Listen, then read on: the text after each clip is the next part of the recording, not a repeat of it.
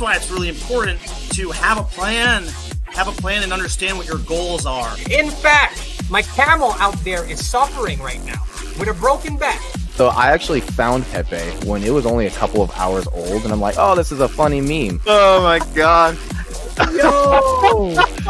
Who is this Degen? The old man is swing trading over years at a time. And it's like, that's where the real money is made. The answer is a permanent loss. With single-sided staking, you don't have to worry about a permanent loss. Really, at the end of the day, it's just the matter of a macro market. It's just what happens. If you're aware, if you're disciplined, you can hone that into further financial growth. Financial freedom, so we can actually live life and not have to be constantly living paycheck to paycheck. I mean, that's the ultimate goal, more or less, right?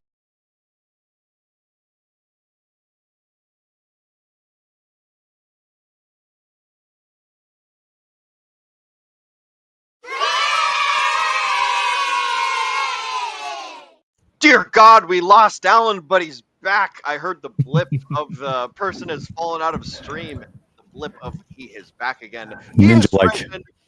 Welcome to the stream. Ladies and gentlemen, boys and girls, crypto degenerates, ducks and squirrels, welcome to episode number 75 of the Degen Roundtable Book Club. We are covering the 48 Laws of Power today. It's going to be an interesting, awesome show. Yeah. We've got Alan knocking his camera over. We've got the actual book itself.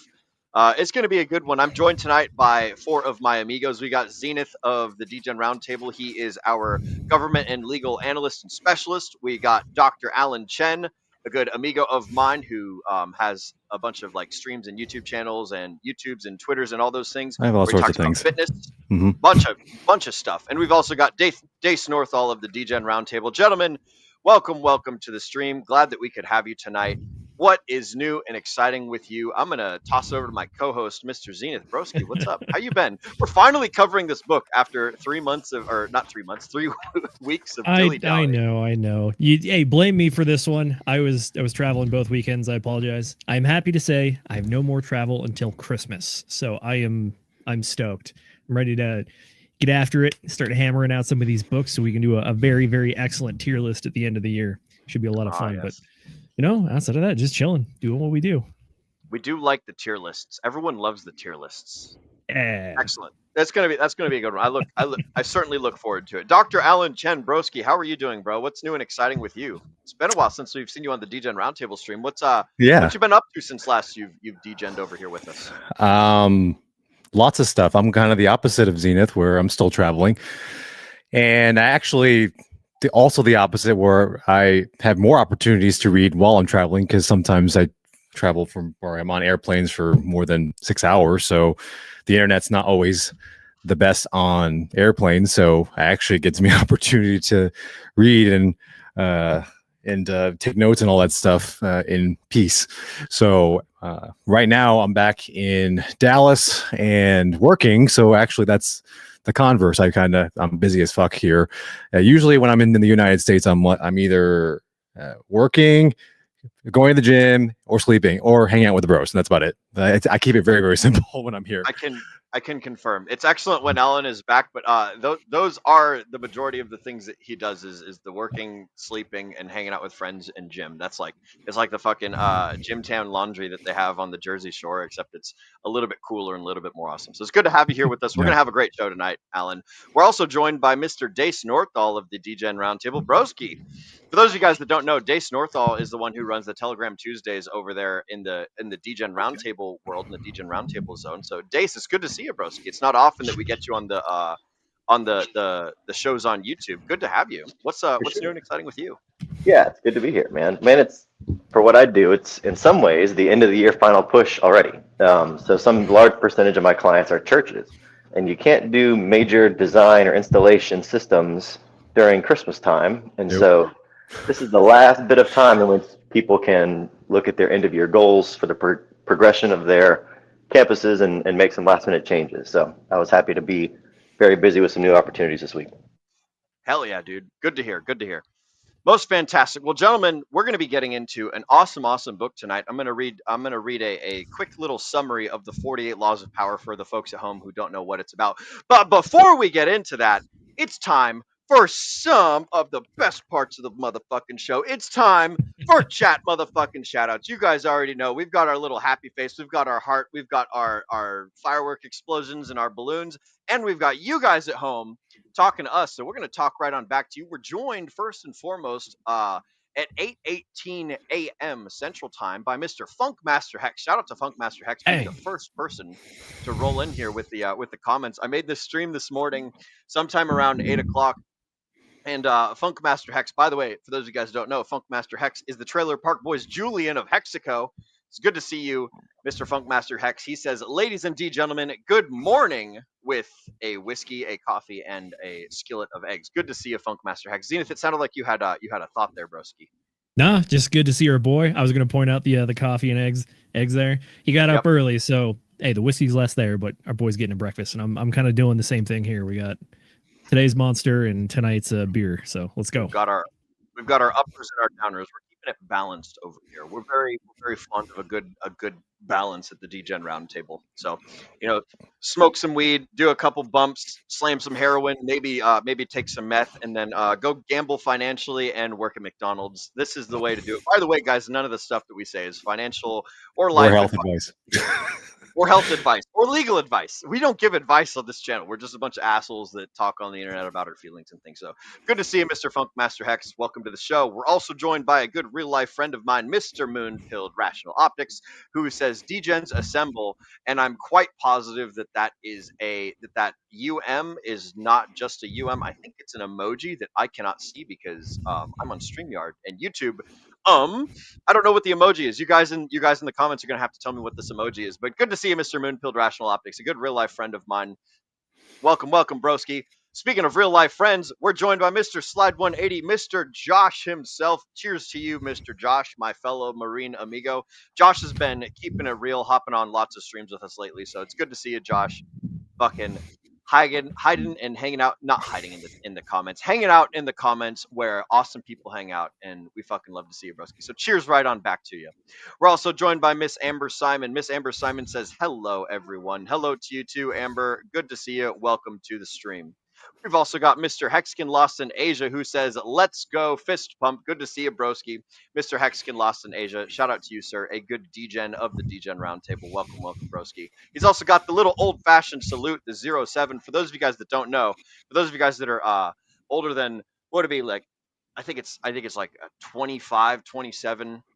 If you're in that age range, you guys remember emojis before emojis were a thing, where you actually have to type in like a semicolon and the parentheses to do a smiley face. The 07 is the salute emoji. So shout out to you, Mr. Hexkin Lost in Asia. Good to see you, broski. We've also got Mr. Kenturian 54X, everyone's favorite pilot, farmer, and dungeon master. He says, "What's up, Degens? What's up, you two, Mr. Kenturian? You're not the first on the comment sections, Mr. Kenturian. Mr. Kenturian, Slacker. most of the Degen Roundtable history space of being the first commenter on YouTube. So glad we could have you with us tonight. I'm not saying you need to step up your game. I'm just saying that there's other people beating you. So if that's something that's important to you, then that title might get taken away, WWE style. Good to see you, though, Mr. Kenturian. Welcome to the show. We've also got Mr. Moondog, who says, what's up, nerds? What's up, buddy? Moondog is a book aficionado, so this one's kind of a fun one. Moondog also is very good with the emojis and stuff. A good real-life friend of mine as well. And you guys should always... I always like reading Moondog's comments whenever they pop up in the Degen Roundtable Telegram, so make sure you guys check out whatever he says. He's a very wise man and likes to speak in not only riddles, but also like make people question the things that they think about and the things that they know. So it's good to see you, Moondog. Definitely welcome in our chats as well. And Mr. Moon-Pilled Rational Optics clarifies that this previous comment is an American flag. So I need to remember that UM in that little text, whatever, means American flag. Good to see. Alan, it looked like you had a thought there, broski. What's on your mind?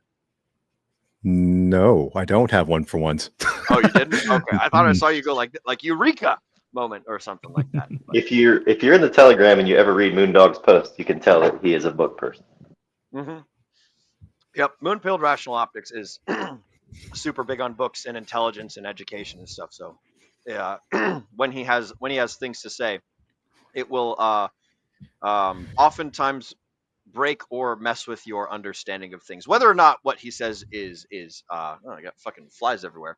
Whether it's something you agree with or not, I always enjoy reading Moondog's comments. So good to see you, Moondog. Welcome to the stream, broski. We've so far got looks like we've got 7 people on the Degen Roundtable YouTube and 3 people on Dr. Alan Chen's Twittery. Cool. Yeah, you are co-streaming on Twitter, broski. There's 3 of us Wow, watching. I'm so popular. I don't know if there's something going wrong with the Degen Roundtable Twitter, but there was no views last time Degen Roundtable streamed on Twitter. So I'm not sure if Twitter. Yeah, usually that's has- your popular one. That's usually a popular Yeah, platform. normally all of the views come from Twitter. So Interesting. I don't fucking know. But Just go to my enough of channel. that. Yeah, exactly. Enough of that. So before we get into the 48 laws of power, I'm going to toss a question over to you guys, members of the panel, and I'm going to ask: is there anything that stood out to you with this book? Is there anything that that you want to give the folks at home, like a little teaser or a little this thing was the most important to me before we start getting into it? I'll go ahead and toss it to Zenith, and then we'll just kind of round robin to Alan and then to Dace after that. But Z, was there anything special that you thought about this book before we get really, really crazy into it? Yeah, one of the things that I noticed is that this book to me felt like the modern day version of either Sun Tzu's Art of War or Machiavelli's The Prince. It is very much a amoral, like trying to be as emotionless as possible, just dedication to trying to identify how power works and how it can be used in certain ways. So a lot of people say this is a very dark book. I would argue it's just a very pragmatic or logical book, if you will, and tries to remove a lot of the human element out of it, even though a lot of it is actually trying to utilize the human element to your advantage. But if you liked either of those ones, I think you're going to enjoy this one. It's a good read for sure. And there are tons of resources out there that try to like simplify it and compress it down. Cause this guy was 18 hours, I want to say. Something like that. 18, 20. I don't it's quite thick. recall. It's quite thick, and the typing is so quite small. Mhm. So yeah, that makes sense. Good resources out there, but overall, I enjoyed this book, and I think a lot of folks will as well. Excellent, Dr. Allen. What were your thoughts on the book before we hop into it? Yeah, so for the poker player side in me, these are all tools that you can pop out. Not all the time necessarily, but use when the moment is right. And also, like, yeah, I get how people can say it's dark because there's a lot of manipulation going on, and it's really kind of selfish if you ask me sometimes. But sometimes you have to, when push comes to shove, you have to protect yourself. It's kind of one of the ways to do it. But really, like, when you say law, it sort of implies that you should do it all the time. I personally think that there's times and places for a lot of these things, and it just depends on what the situation holds. So, I mean, try not to take it too much into gospel. Okay, that's good. What about you, Mr. Dace? Have you any thoughts about the book? Any important takeaways?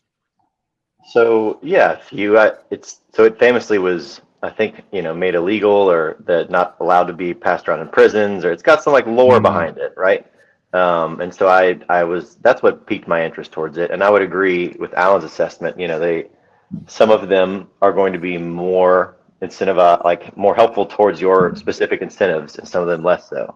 And so I think it doesn't give a super clear backdrop. It assumes an objective view about power and its desires and outcomes and things. And like, as you kind of have to, as Zenith said, like, you're going to be coldly pragmatic and kind of get to the point and make this type of a book. You have to make certain assumptions, I think, in terms of the voice. But he clearly did a fine job. It stood the test of time.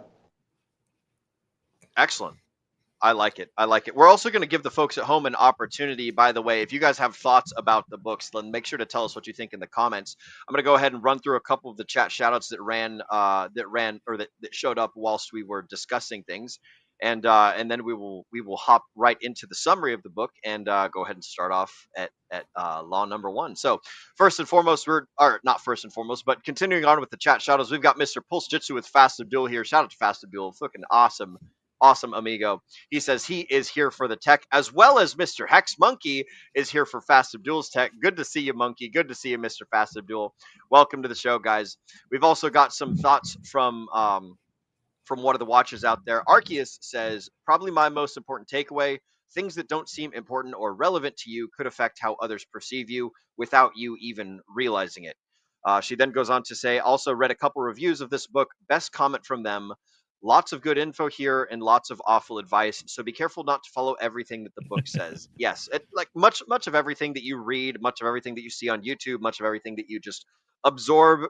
Um, take it with a grain of salt, apply it and twist it to your own little ways. Use power to make it apply to your life, or ignore it as it does not apply. So Yeah, an there's definitely absolute shock value in this book. We'll see that coming up once we get oh into yeah, it. lots of shock value. So there we go.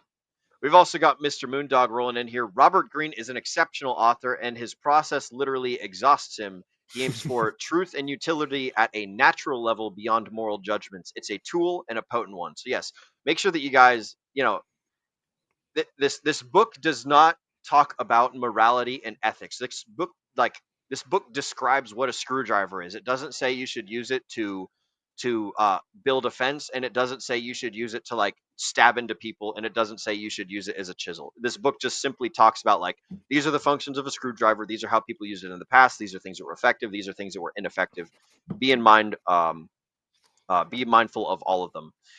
Miss Amber Simon says that she agrees with Alan and Dace. She read this and some others similar just for protection purposes. That's good to know.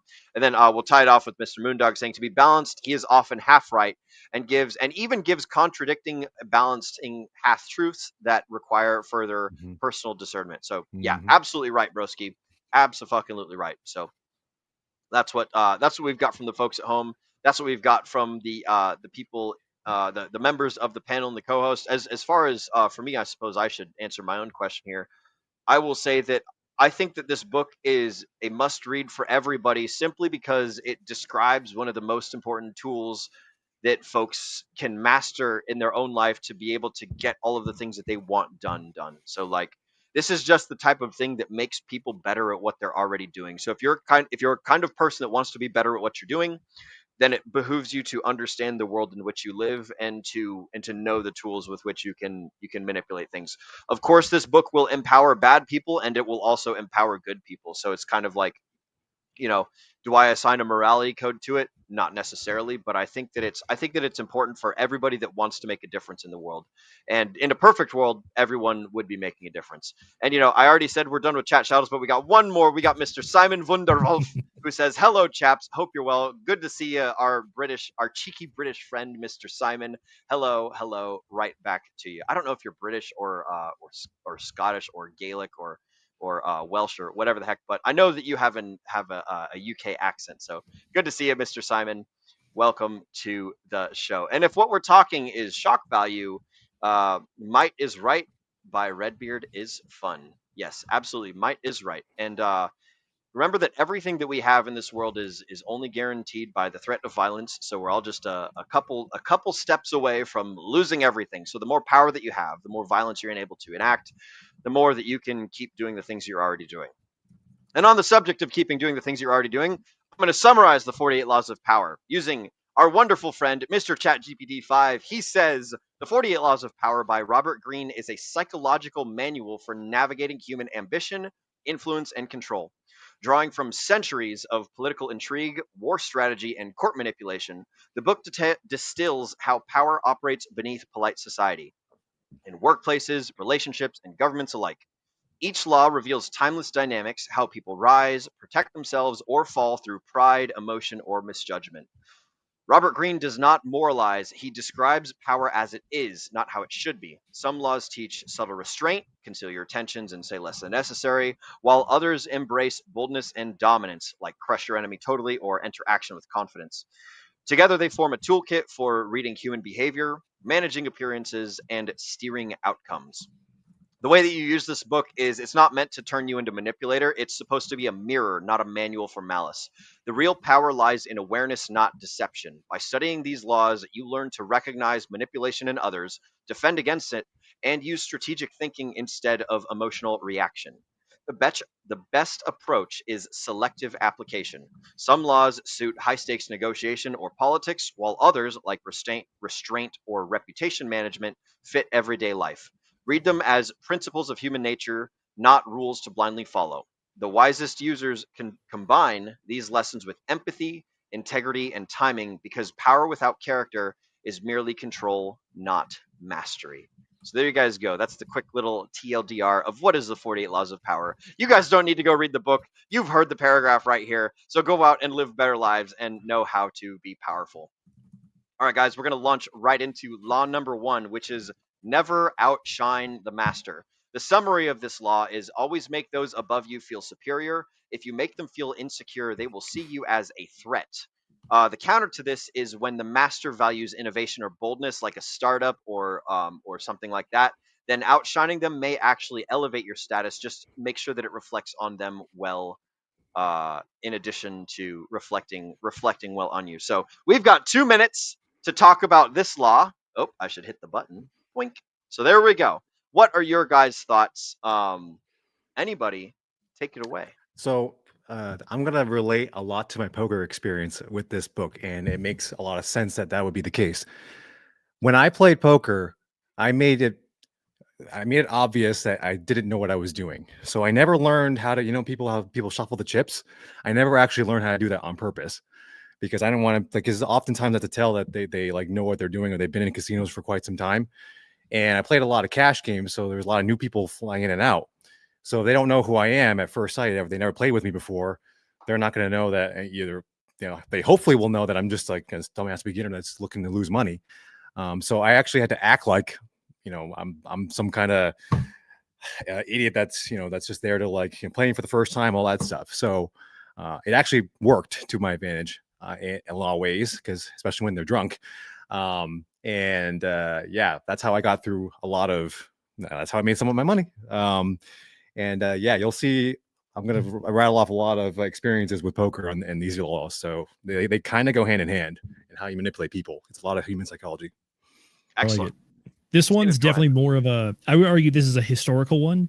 Definitely, as you look through history, you see examples where, especially in like dictatorships or monarchies, if anyone below them was perceived as a threat, there's a decent chance that they were ousted or eliminated. In modern days, we don't have as much of that, but at the same time, I believe everyone understands the idea of like, if you have a bad boss and you make him look bad because you're doing better than your boss, it kind of makes you in a bad situation. I like it.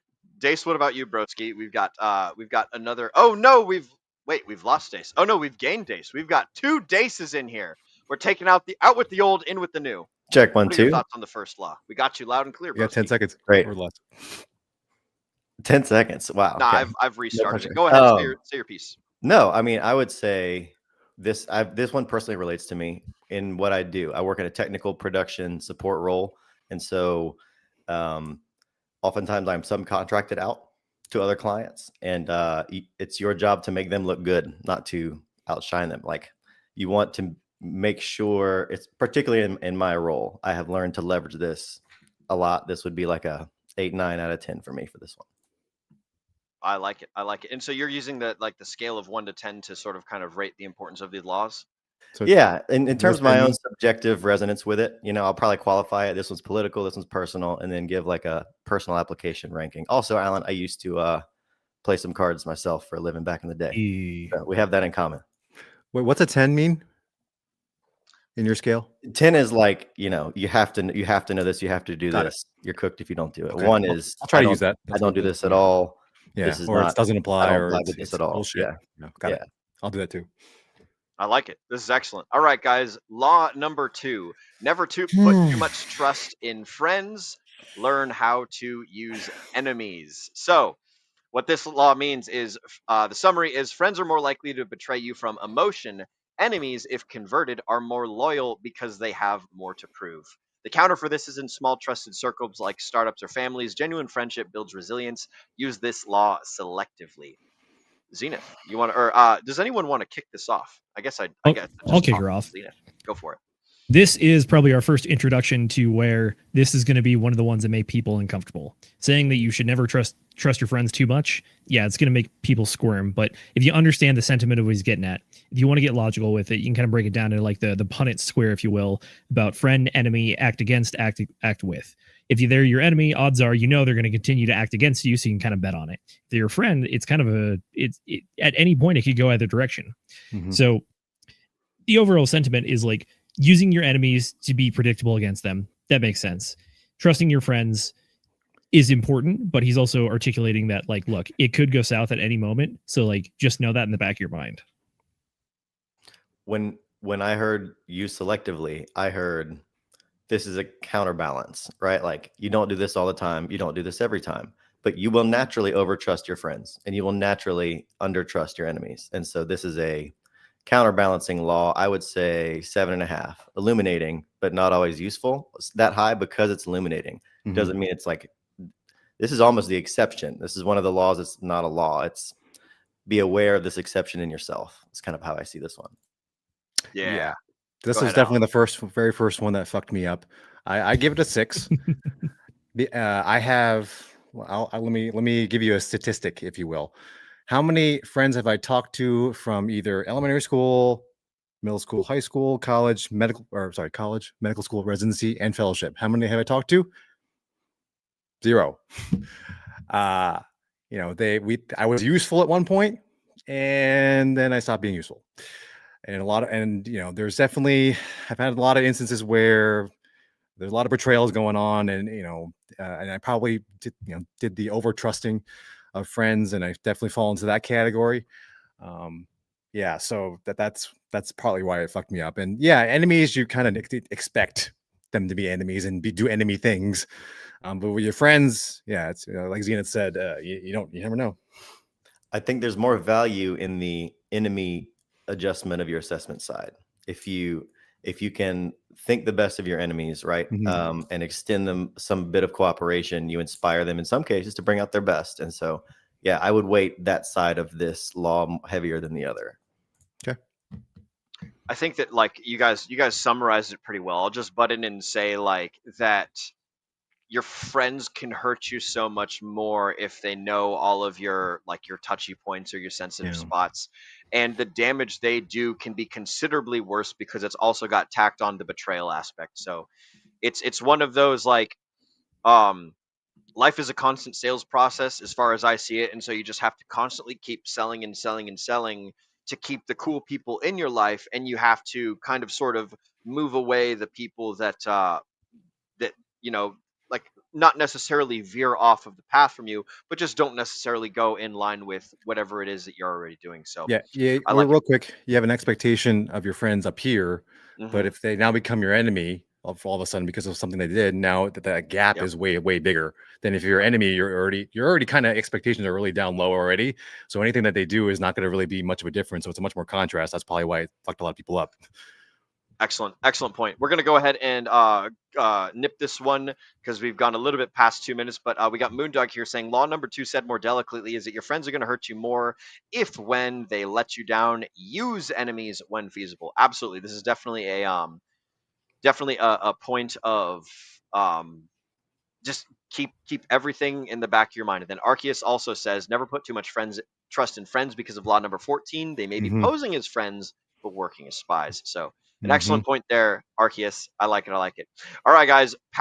Law number 3: conceal your intentions. Keep your plans secret so opponents can't sabotage or preempt you. The counter to this law is transparency builds trust in alliances and leadership, revealing your intentions strategically when loyalty outweighs competition. So that's the counter. So I'm going to say the summary and the counter for each of these laws if you guys haven't caught on to that yet. But have we any thoughts on this, Mr. Co-host Zenith? We'll just go in a nice little circle. Zenith, then Dace, then Alan, and that's how we'll do this.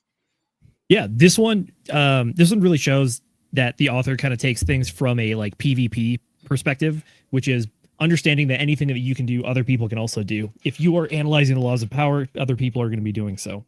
And it's kind of like the goal is to create an asymmetric advantage in this realm for you. So if there are things you care about, it means that other people might care about disrupting them. So if you conceal them, you keep them hidden, which means they're harder to disrupt. So overall, concealing intentions from a trust building standpoint, not great. From a war perspective or PvP, it makes sense. Mr. Dace? This one's at like a 1 or a 2 for me, man. I don't buy this one much. And like, that's probably to my detriment. I'm sure that it has cost me power in places. If it's a law, right? And I'm breaking the law. But what I would say is, Yeah, I think that it's correlated and connected. I have personally found more value in my circles and in my subjective sphere with the counter to this rule. Just personal experience. Agreed. Alan? Yeah, I'll go 6.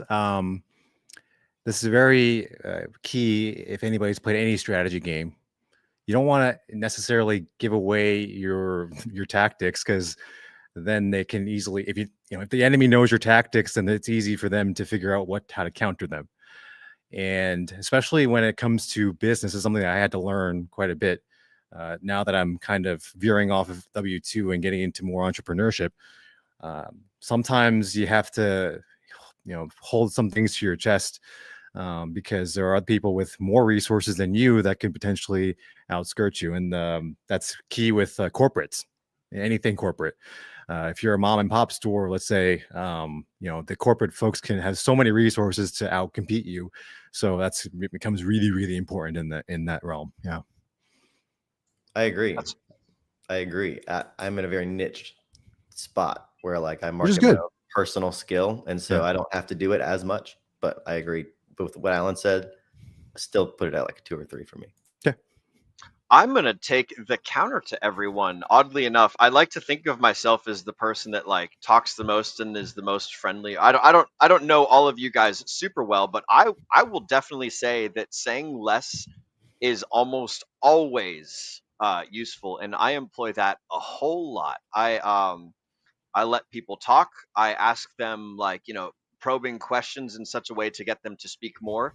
And generally, people feel great about this. Like, if for those of you guys that are friends with me, I do this all the time to everyone. So, like don't be surprised. But I almost always say less than necessary from my own perspective and 2 cents. And I also think that like there's a point of loose lips sink ships and secrets, like knowing people that can keep information and not speak too much is very important as well. And then my final point on this is that I think that everyone can overbuild something, everyone can over engineer something, but it takes like a clever mind to boil something down to a succinct little bite-sized nugget. So from like a sales perspective, from a secrecy perspective, from a power perspective, and from like a brand building perspective, it's best to say like the least amount of things possible. So I'm going to take the counter to basically what I heard all you guys say. So that's my thoughts on it. You lead weight into the 4th law.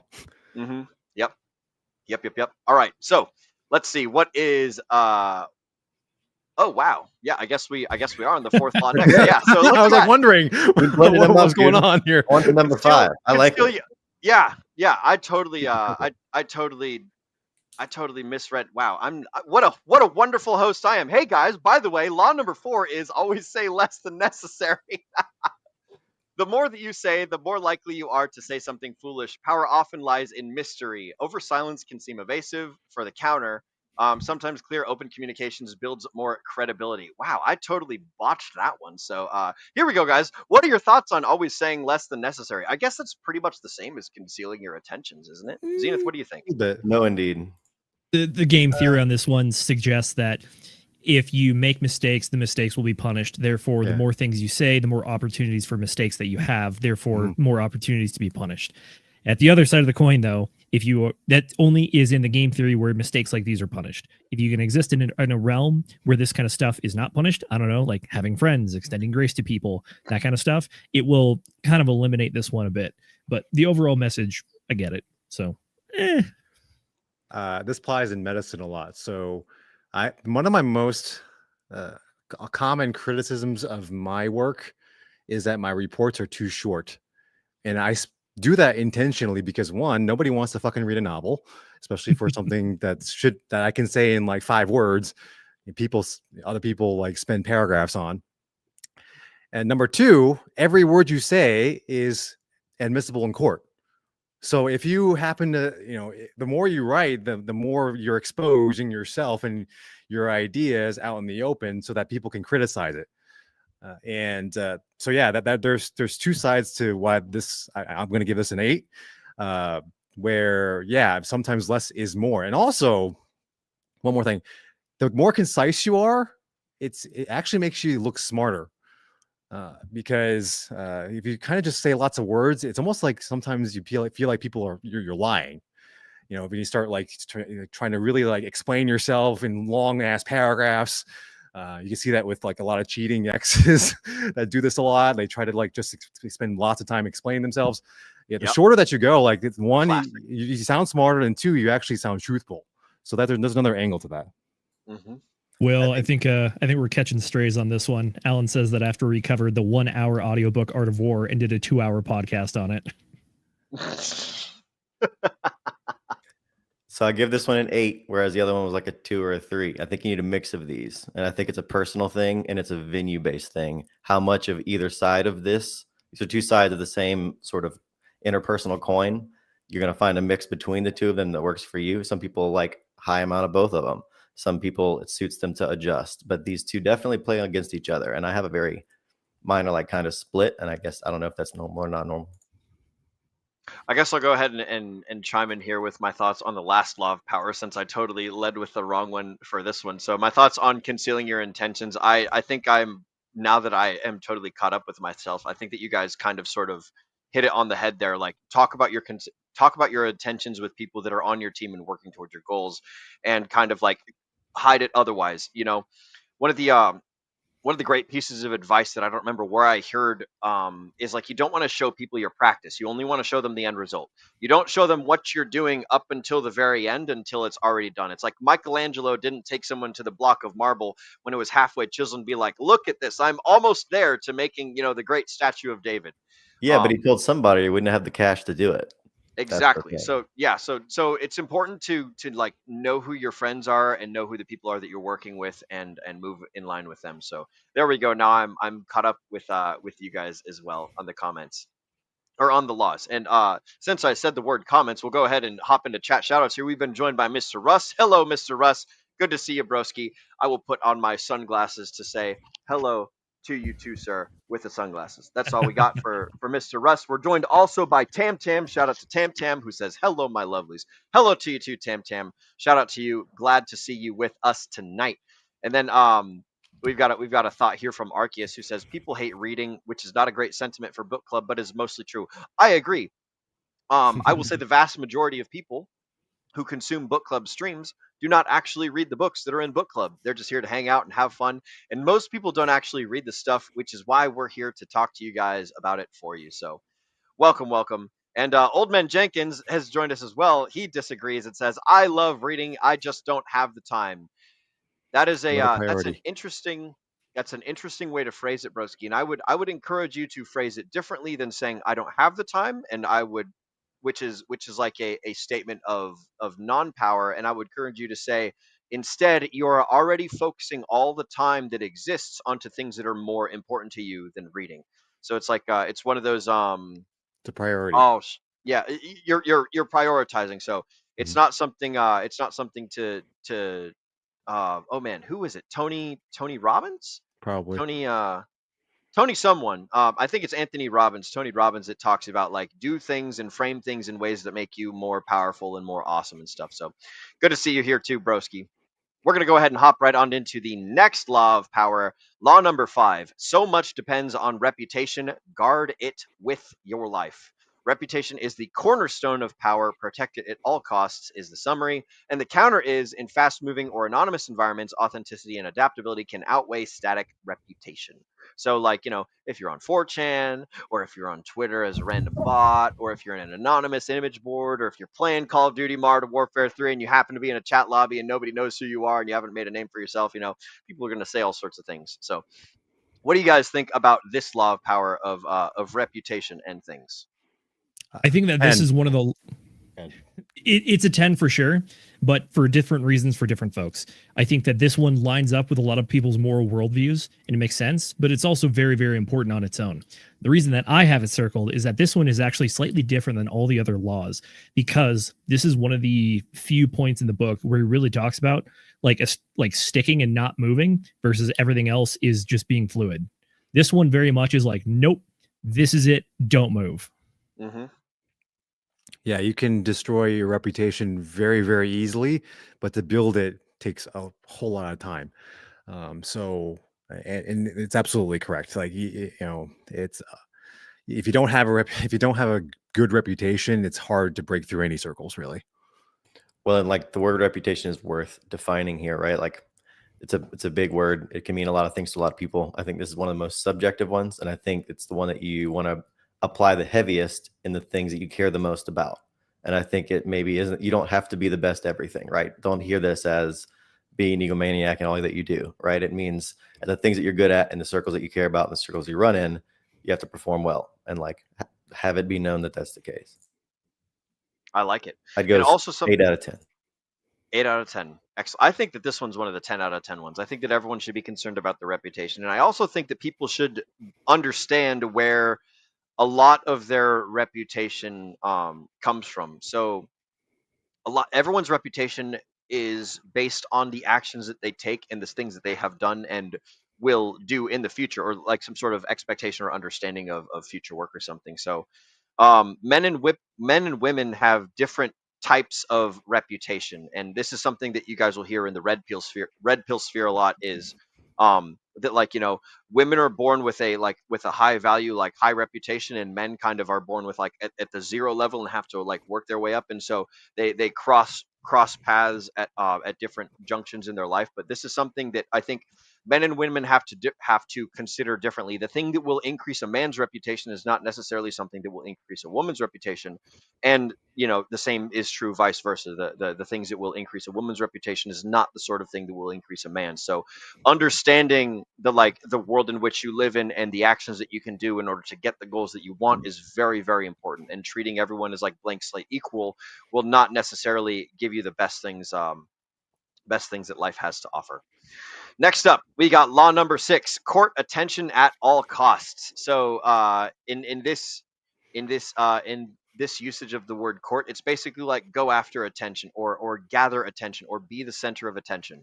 So, law number 6, summarized, is that visibility is power and obscurity is death. Stand out and get noticed. I can't remember who said this, but someone said one time that love me or hate me, I'm still on your mind. It's only when you don't think of me at all that I'm truly, really dead. And like, that's when I really lose all my power. So if you're hated or if you're loved, you're like, people are still thinking about you. People are still sending their thoughts and their energy towards you. The counter to this is obviously when your enemies are watching, invisibility and quiet moves can also be more powerful than attention. So that's the counter to this law.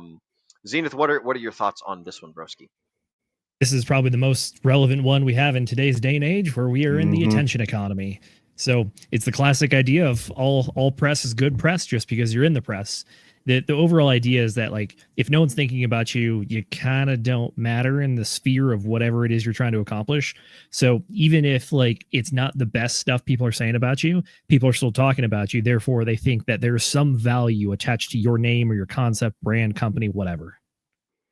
Look, I agree. I think the inverse has been uniquely important in my little microcosm of what I do. And as I've grown and expanded what I do, I've learned to appreciate this rule. So the counter is also very important on this one. I would put this one at like a 6.5.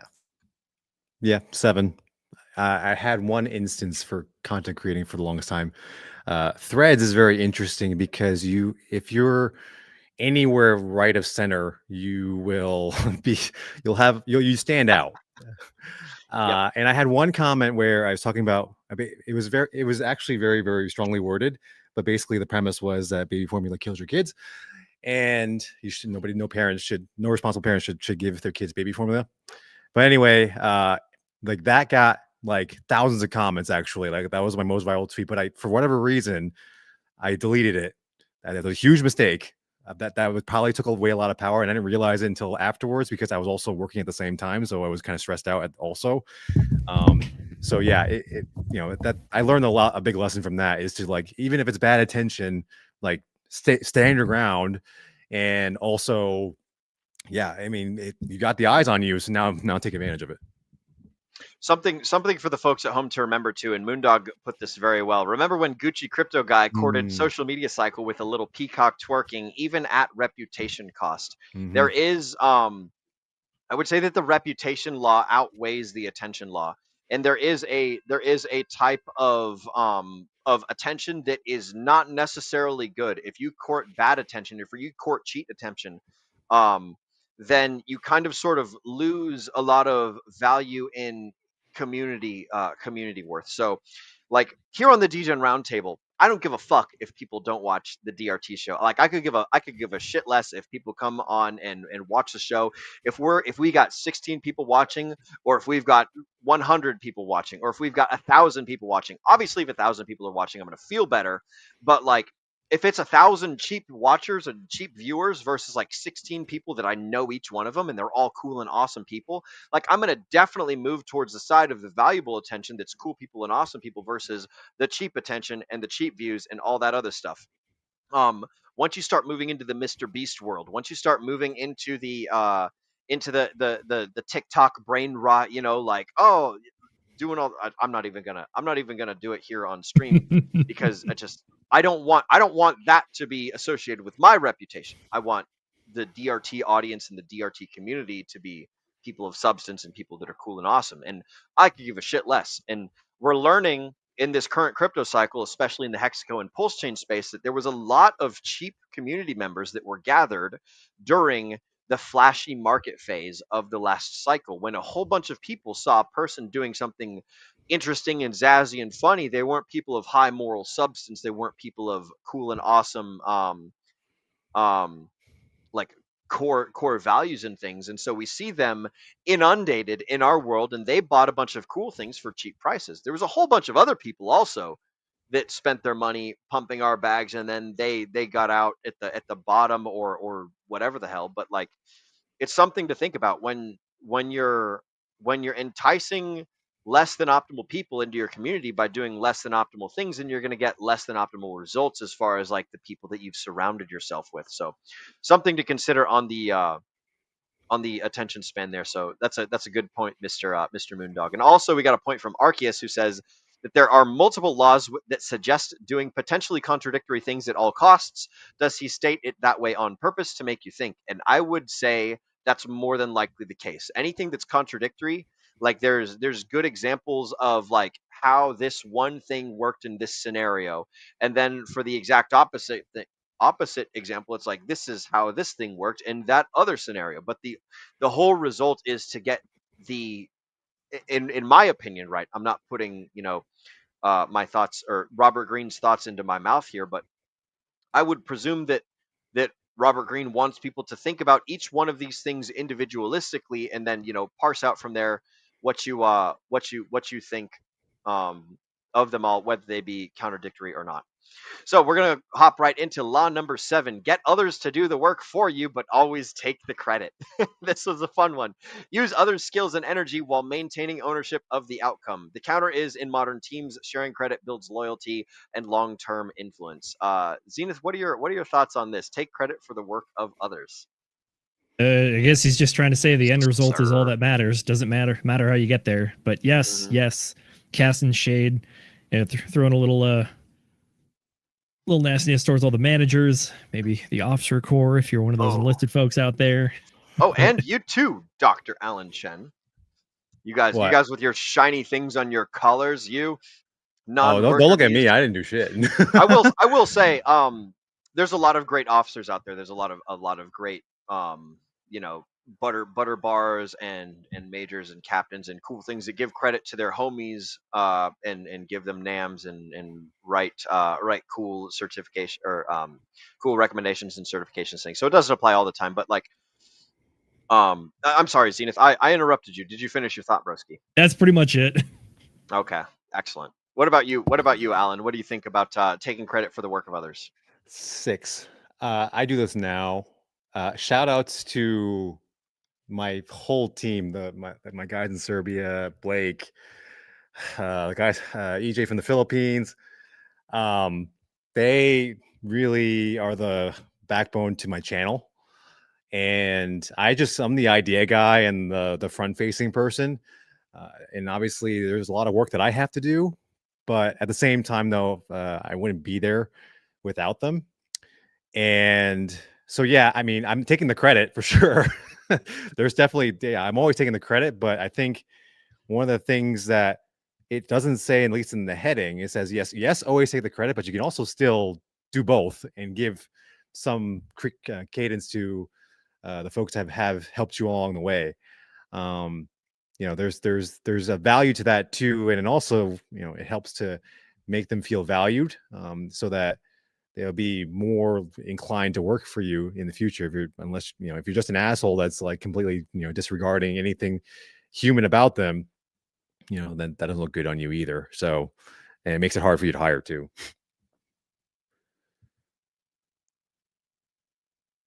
Oh, okay, gotcha.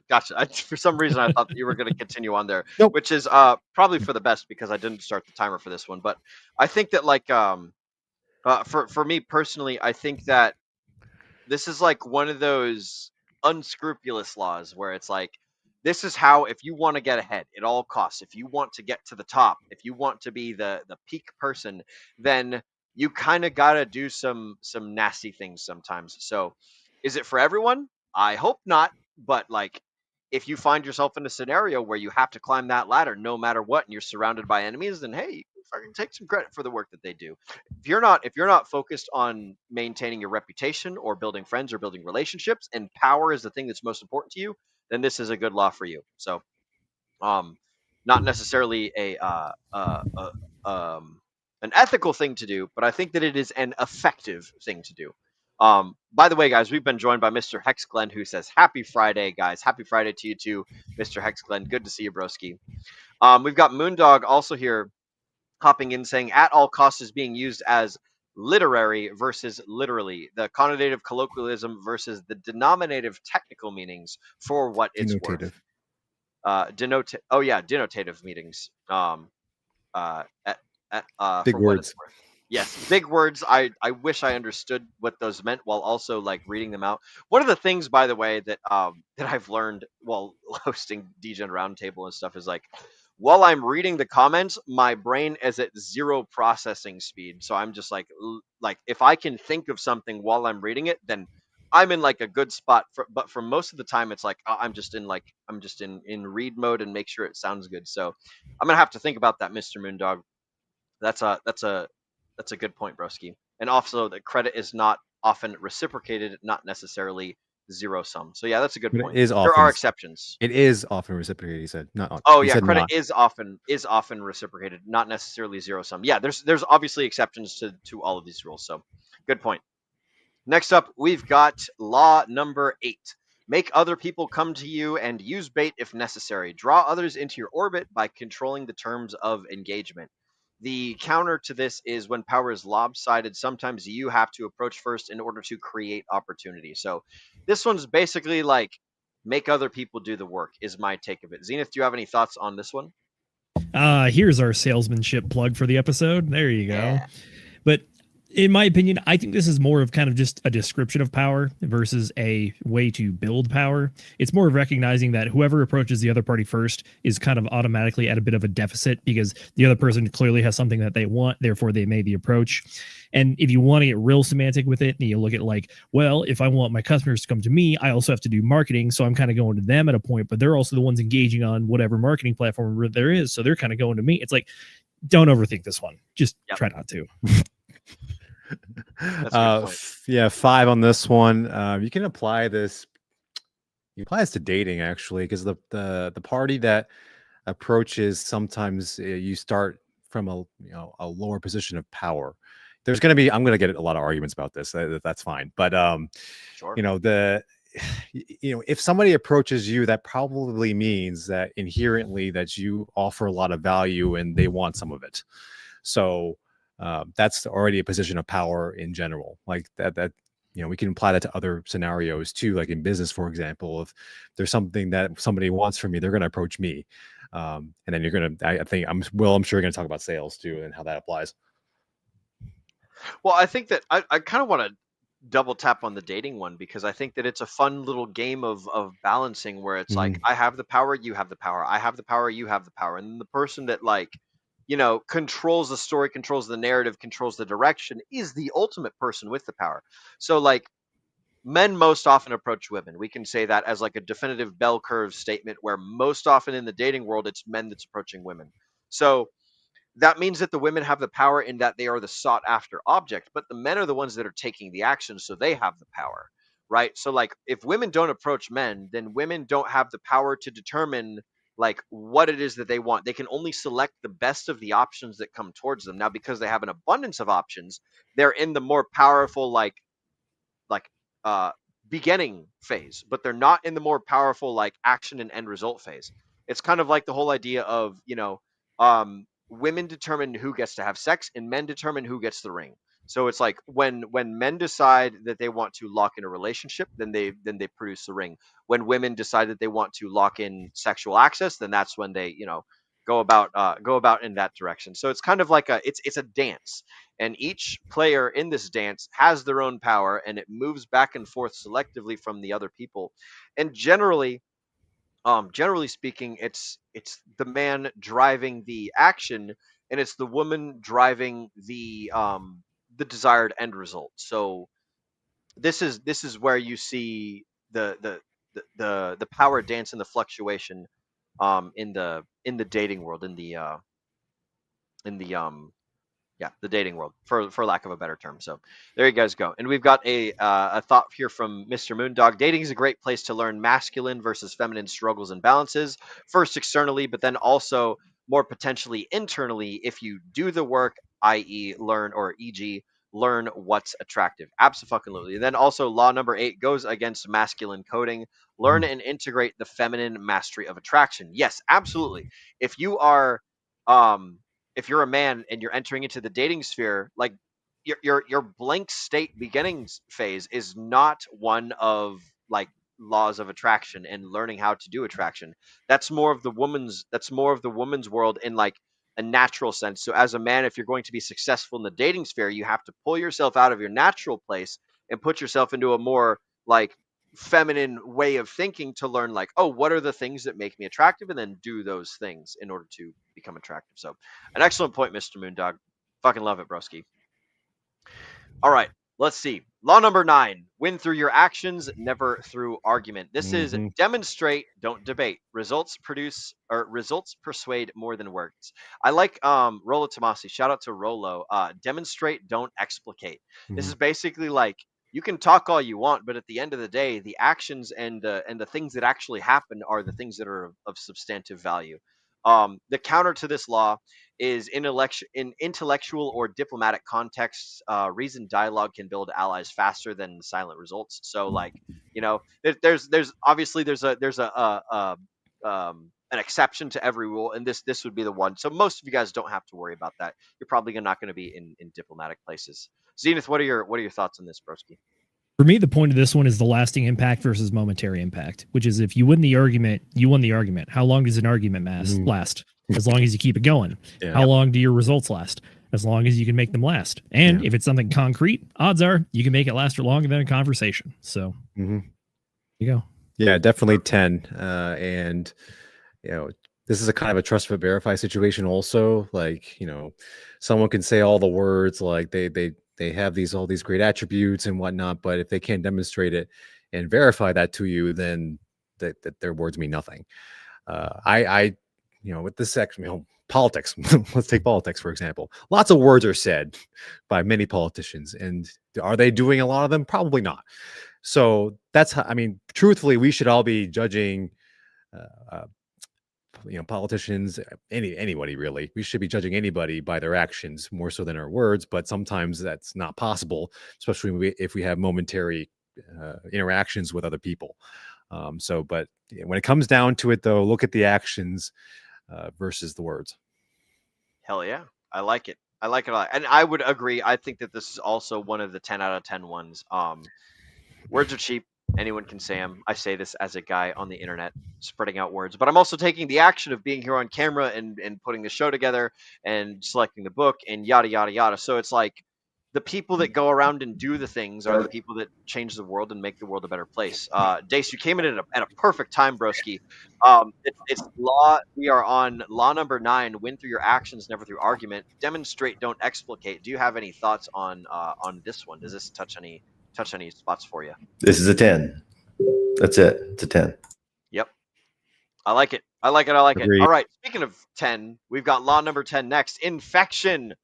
Avoid the unhappy and the unlucky. The summary of this is that misery is contagious. associate with positive and successful people. The counter to this is there is no motherfucking counter to this.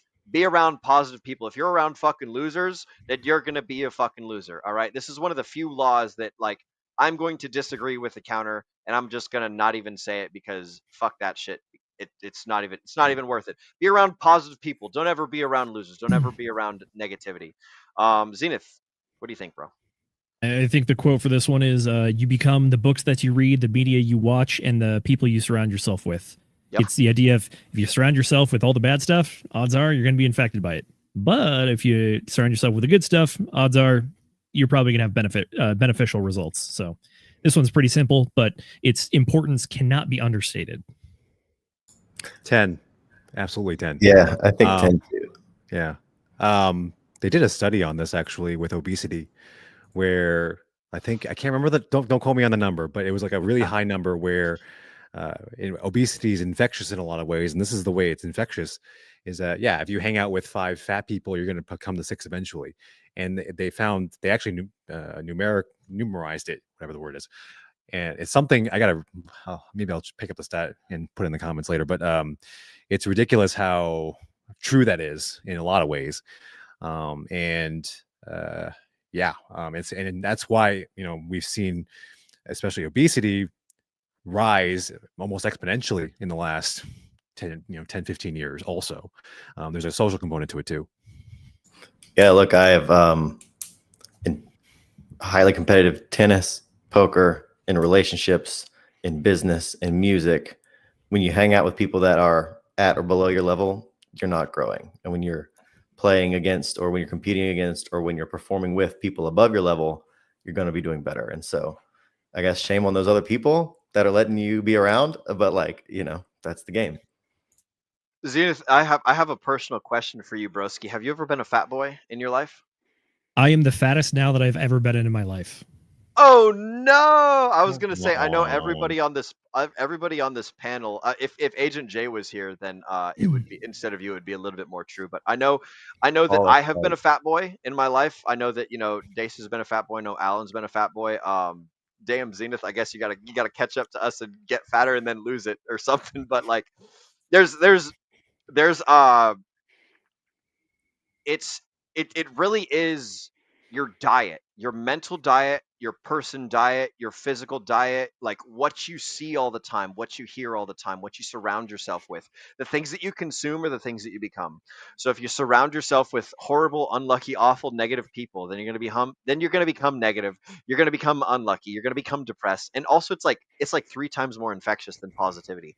So like even just a little bit of it, you got to nip it in the bud. You got to get that out of your life, get that out of your system, out of your realm or anything. So those are my thoughts on this law. Definitely make your own luck. Shout out to Arceus, and definitely surround yourself with other people that are also lucky, because luck is simply just a byproduct of making right decisions often and then being able to capitalize on opportunity as a result of making the right decisions. So like, people that don't do things aren't lucky. People that do a lot of things and make a bunch of mistakes and learn from them and do better, those people are often lucky. So I like it. I love it. Speaking of things that I like and I love, we've got law number 11. Learn to keep people dependent on you. The more that others rely on you, the more control that you have. The counter to this is, in creative or leadership settings, empowering others creates a network of loyalty instead of dependency. And I want to specifically talk about like special forces groups, MARSOC, the Special Air Service, like the Air Force, para jumper guys. I can't remember, Navy SEALs. If you create a world of dependency, then you might not be able to get shit done fast. But like in the worlds of like general power, speaking of like the middle of the bell curve here, the more that you make people dependent on you, the more control that you have over the things that they do. So this is law number 11. Zenith, what do you think about this? Getting closer to Machiavelli on this one. Mm-hmm. Keeping people dependent on you means that the whole point is to try to like maintain power so that you don't get surpassed. You could kind of almost look at this one as like the inverse of the first rule, which is if if your underlings are outshining you, it means they're not dependent on you. And one way to keep people from outshining you is to keep them dependent on you. So it's kind of the other side of the coin on this one for me. So I would say this is one that there are certain rules that you can apply to everybody, and society would be better if everybody did them. Some of them are exploiting the fact that some people are not playing the game the same way. And if you do it, you're going to have an edge. This is one of those. It's the spicier ones, like you're saying, Machiavellian. Yes, sir. One of the ones that people would flag as anti-personal or anti-social for like the masses, I guess, to adopt. That being said, it's got its time and place. I think it's pretty situational, but if used sparingly, you're going to benefit from it. I'm going to give it a 7. I go 5. If you take the emotional element out of this, it makes sense. Because if the people are dependent on you, then and to survive, for example, if your boss said provides wages for people, if they lose that wage, well, then they're kind of effed, or unless they find another job. Because of its amoral stance, you're stripping it to just Darwinism, right? Like, correct. Do we have mutually aligned incentives? Can I help you get to your thing? It's a win. I mean, it is what it is. It's not always polite, but it works. That's where that component comes in. Yeah. Even if we want to go to an example that's less emotionally charged, I would argue, like, if you are running a business or you're thinking about yourself as a manager, if you have an employee that is working under you that like is independently wealthy and they have no reason to be there to like make a living, what's the point of them being there? If anything, it's going to be actively detrimental to you because they're not going to be the most productive because they're probably focusing on other stuff. They just don't care as much. They just don't need it. So there's not going to be as much drive. So in like a stance like that, it can really be a good example of this one. I'd be like, look, this one, is this a lot about manipulation? Yes. Is it always? No.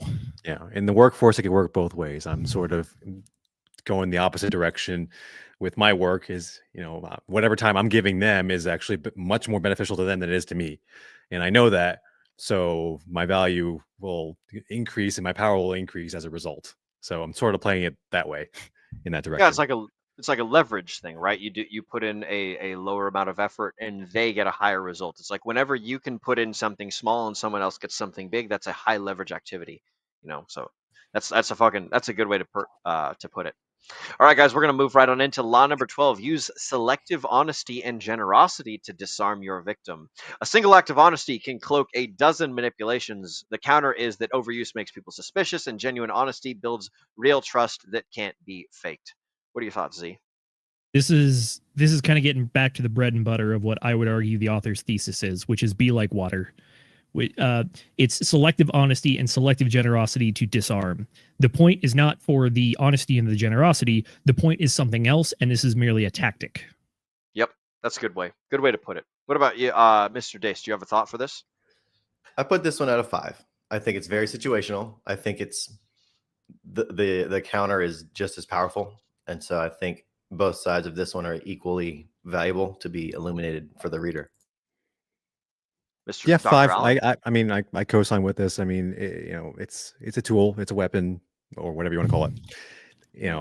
And if you break it down, that's it'll without putting too much extra external forces on it. That's what it is. And it's just kind of like plain Jane. This is what it is, and don't inject any emotion to it. I'll also say that it is a high leverage activity that will have much more results than the alternative. So like when you do this, people notice and people like, whoa, and they treat it much crazier and much more awesome than if you just treat everything like blasé or normal or whatever. And we'll go ahead and cut that one where it's at. Law number 12 is over. Law number 13, when asking for help, appeal to people's self-interest. People act for themselves. Frame your request so that it benefits them. I fucking love this law. But the counter is that among trusted allies, appealing to shared vision or loyalty may be more powerful than self-interest. So those are some thoughts there. Mr. Zenith, what do you think, broski? This one's actually kind of murky for me because it assumes that people are trying to make positive EV plays or act perfectly rationally, when a lot of the rest of the book actually talks about when people act irrationally. So this is a very situational one. It's kind of saying, like, would you rather appeal to someone like gaining or not losing something as opposed to some higher moral ideal that you may not know? Dace, what do you got? I would typically score this one pretty high, 7.5, 8. And I would say, echoing Zena's observation about this one and encompassing a lot of these rules is like the caveat of know your audience. Like that is such a Bingo. key Yes, sir. component to many of these ideas, and this is a big one for that. Yeah, Dr. Allen? seven. Ultimately, we are selfish creatures in general, and we want something out of it.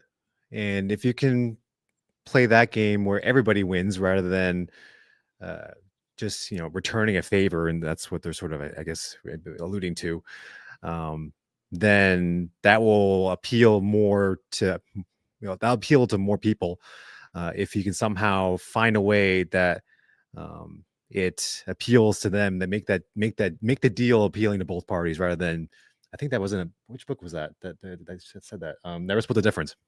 Yeah. They talked about that. So yeah, I think that this one's a 10. I think that this is one of the more important laws. If I say, Moondog fucking gave a great example of here, practical application of the law. Don't ask the grandparents to babysit ever. Ask if they want to hang out with the kids this Friday. Hashtag dad advice. So, Well said. or dad advice. Yeah, it's like, if you want something from other people, then phrase it in such a way that they're interested in it more so than like they're doing you a favor. I think this has to do with like the sales technique. This has to do with like the manipulation people technique. Like one of the things that I will often do is I will start off, like, if someone's doing something that bothers me, I will start off the sentence as like, "Hey, I like you. You're an awesome person, and I want to like you more," right? So I want to improve the status that you sit inside within my mind. And here's how I think I have an idea as to how we together can make this happen, and like I'm thinking we go in this direction, sort of thing. So like we do this thing instead of other thing, or we stop this one behavior that's bad, or rather than stop one bad behavior, we move forward in a positive behavior that's like, this is cool, awesome thing, right? So if they're slamming the door or something, you'd be like, "Hey, I like you and I want to like you more." And I think that man, I can't just, like, I'm trying to do this on the spot, but I can't think of a good way to fucking phrase it. But you guys get the general idea of what I'm saying. So, and plus we're out of our 2 minutes time for this one anyway. So framing things in a way that makes other people want to do it and interested in doing it is the way that you get other people to take action. I think that that's very important in terms of like trying to get people to do things that you want them to do. So if you're a salesperson, which everybody is, then this is a great way to do it. Law number 14, the next one: pose as a friend, work as a spy. Ooh, the sauce, the spicy ones. The summary of this one is: gather intelligence under the guise of camaraderie. The counter is that true collaboration requires vulnerability, and this law destroys trust if used on allies and caught. So, what do you guys think of this one, Zenith? This is going to be another one that makes people squirm. But if you think that people don't do this, I would argue that that is a foolish idea. If you don't think that even at the highest stage of the game, international diplomacy, if you don't think that allies are spying on each other, I think you should look further. You can be friends with people, but also espionage, as we covered in Art of War, is vital to a lot of stuff, even inside your own walls. Yep. Absolutely. Yeah, look, there's a reason why shows like Game of Thrones are so popular. Political intrigue and interpersonal webs of who's backstabbing who. That's some of the oldest entertainment that humans have. And so, yeah, I would say this one's pretty significant. I think that what stood out to me was the phrasing of the holdout to the rule at the very end, where it said, if used on allies and if caught. And like, it's a safer rule to not do it to your allies, right? In my case, I implement this rule against my like business competitors, not so much against my personal friends or my romantic engagements. Like, it's more of a in more adversarial fields and less in cooperative fields. On the poker table, right? Like, is very much where you're going to utilize this versus somebody who's your friend, who's going to confide in you for their personal problems. So I would overall, against people you care about, I would put this below a 5. People you don't care about, it's pretty up there. 8. Let's go 4 and 8. Okay, I go 7 on this one. And speaking of poker, this is how you disarm people as well. If you know, especially the drunk ones, you can. It's very easy to do, where you can sort of appease whatever they're talking about, and you know, it's going to hit them hard, obviously, when I take all their money, but you know, that's where you want to get to, where that buildup leads to that, and then obviously they might get mad and stuff like that. But at that point, I don't care. I took your money.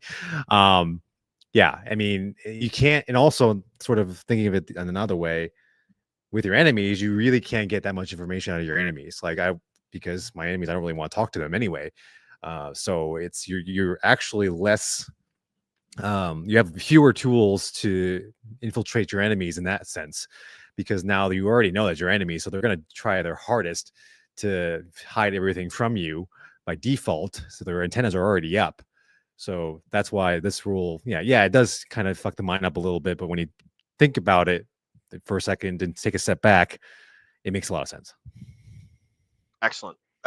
I will say that that for this one, it is the reason why law number 3 and law number 4 are important. Like, consider your intentions and always say less than necessary, because like what Arceus said earlier, pose as a friend, work as a spy. Like it is the counter to this. It's important to keep the information secret, and it's important to get secret information from other people. So absolutely right.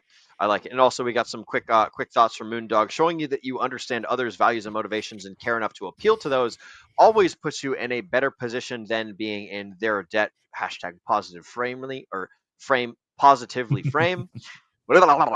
And also, Moondog says, I can vouch for Will's "I want to like you more" way of delivering and asking for critical feedback. Personally, since he's used to slow me down and reach new understanding at least once. Absolutely. Yeah, absolutely. I remember shout out to you, Moondog.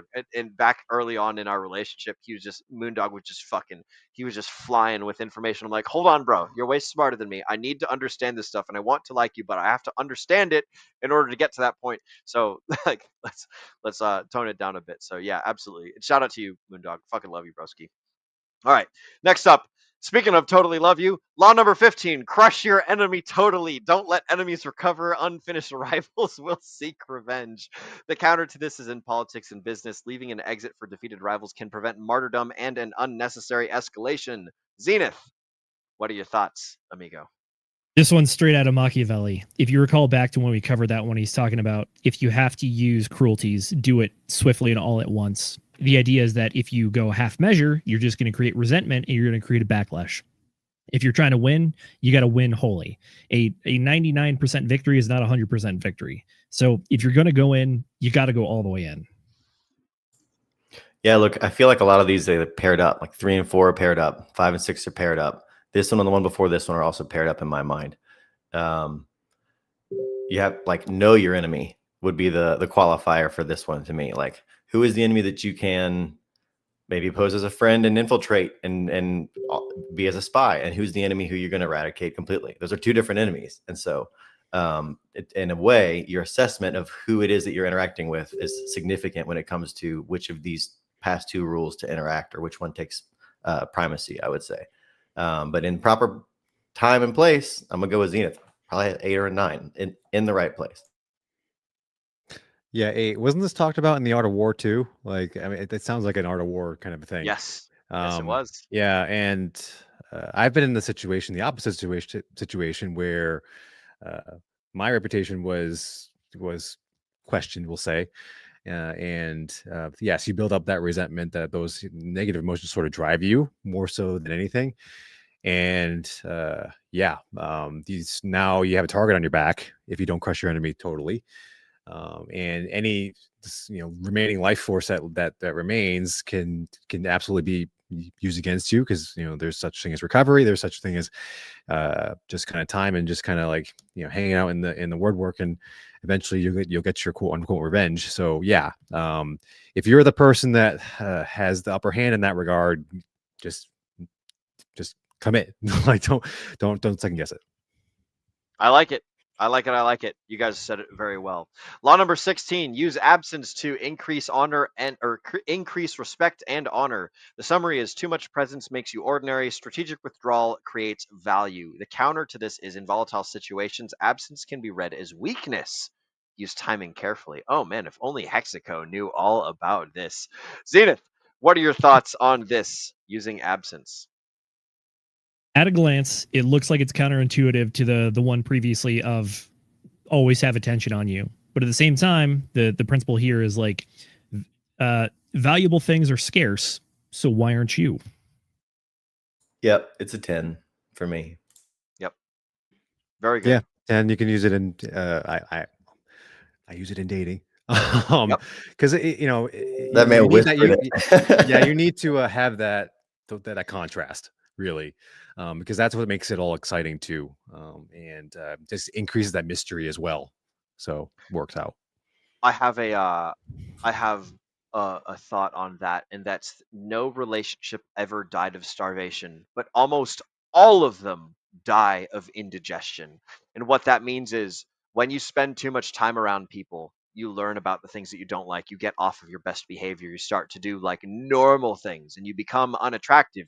You get complacent, which is the thing that kills you when you're in Iraq or Afghanistan. You run over the IED and the whole squad blows up, right? So complacency kills, and absence makes the heart grow fonder, and almost no relationships die over starvation. We always have the best idea of people when we're away from them. So indigestion kills more relationships than starvation. So definitely use absence. I fucking 110% agree with that one. Law number 17. Keep others in suspended terror. Cultivate an air of unpredictability. The summary is the fear of the unknown keeps people cautious around you. And then the counter to this is that stability and predictability foster trust in teams and relationships, but use this sparingly. So, what are your guys' thoughts, Z? If you're predictable, you can come up with a plan against it. If you're unpredictable, it's harder to do so. And you have to rely on other stuff, just like judgment, split second decisions, that kind of stuff. But yeah, the counterpoint here is really one of the big ones, which is like understand the audience for this one, understand where to employ it. If you're employing this with your own team at your day job, your team's going to fucking hate you. Yep. I agree. For the language. With the proper with the proper context, with the proper caveat in place, it's a 10. It's like a 9 or 10. It's way up there for me. 5. If you see a lot of interesting crime and mafia movies where they like kill a random person on the team to keep everybody like in line, it sort of goes along with that. Where the more unpredictable you are, the more that person has power in the whatever program that you're watching. So yeah, it's definitely, it plays a role in that atmosphere. That's for sure. I'll say that you have to do the math to consider, are you working more in the short-term time frame, or are you working more in the long-term time frame? If you're doing the crazy unpredictable things, then you value the short term. If you are trying to build a brand and reputation and like stick around, then focus on the long-term stuff. So you guys said it well. I won't go any further into it. Law number 18, do not build fortresses to protect yourself. Isolation is dangerous. Power flows through connection. Isolation cuts off your intelligence and influence. The counter to this is that short-term isolation can help you reset and strategize, but never live there. Zenith, what you got? Apologies to Sun Tzu. We're not saying that the hardest target to siege is a walled city on this one. We're saying that if you are the walled city in the modern day and age, you are cutting yourself off from all of the things you could possibly use to your benefit or that have already been supplying you. So makes sense. It's kind of an abundance mentality thing. Well put. Dace? Yeah, I would agree. I think this is one that's going to be easy for some people's temperaments and more difficult for other people's temperaments. I am naturally a little more introverted, and so I've had to come to the appreciation of this law through conscious effort. But that being said, it cannot be denied. It's 8 at minimum, 8.5. 10. Isolation, we have found, has been bad for your health thanks to the pandemic. And we are naturally social creatures. And also, nothing like money doesn't exist if there are not other humans. Like, money is completely worthless. Well, what you just said, like the most potent punishment we can inflict on a human is isolation. I mean, solitary confinement, baby. Yep. Right. I want to use some World War II. This is one of the things that I talk about from time to time on the show. Shout out to any of you guys that play World of Tanks out there. But we've got World War II French tank doctrine changed dramatically between World War I and World War II, and they basically moved away from up armoring their tanks and having great defensive capability into basically taking all of the armor off of their tanks and having fantastic mobility. So it's like the idea of being a thing that hunkers down and gets strong and being more of the turtle than the hare. That was one of the things that worked really well for a certain period of time throughout history. But um, like look at modern soldiers now. They don't wear suits of armor. Look at like if you've got a whole bunch of people that are armored up and can't move fast and can't adapt because they're basically just big giant slow moving targets. Look at the turtle versus look at the rabbit, right? The things that are able to maneuver around and make changes and adapt to things, they always survive better in the long term. So I think that's something worth considering in this scenario. Oh goodness gracious, stop that, Mr. Alarm. But yeah, when you isolate yourself, you're focusing more on the armor versus mobility. You're focusing more on the strength versus adaptability. And honestly, the thing that wins almost all the time is the thing that is constantly trying new things and failing and trying and failing and getting better and all that stuff. So focusing on adaptability versus defense will net the best benefits. I freaking love this law. All right. Speaking of laws I love, we got law number 19. Know who you're dealing with. Do not offend the wrong person. The summary is different people have different sensitivities and egos, and misjudging them can be fatal. The counter is don't overanalyze. Sometimes offense is unavoidable when progress demands truth. Zenith, what do you think about offense? We are back to PvP. You got to understand threat assessment and understand that you might not always be the biggest fish in the pond or the smartest person in the room. So when you're acting, make sure you're not to offend the people that A, you might need to work with or need help from, or B, people that could wreck you.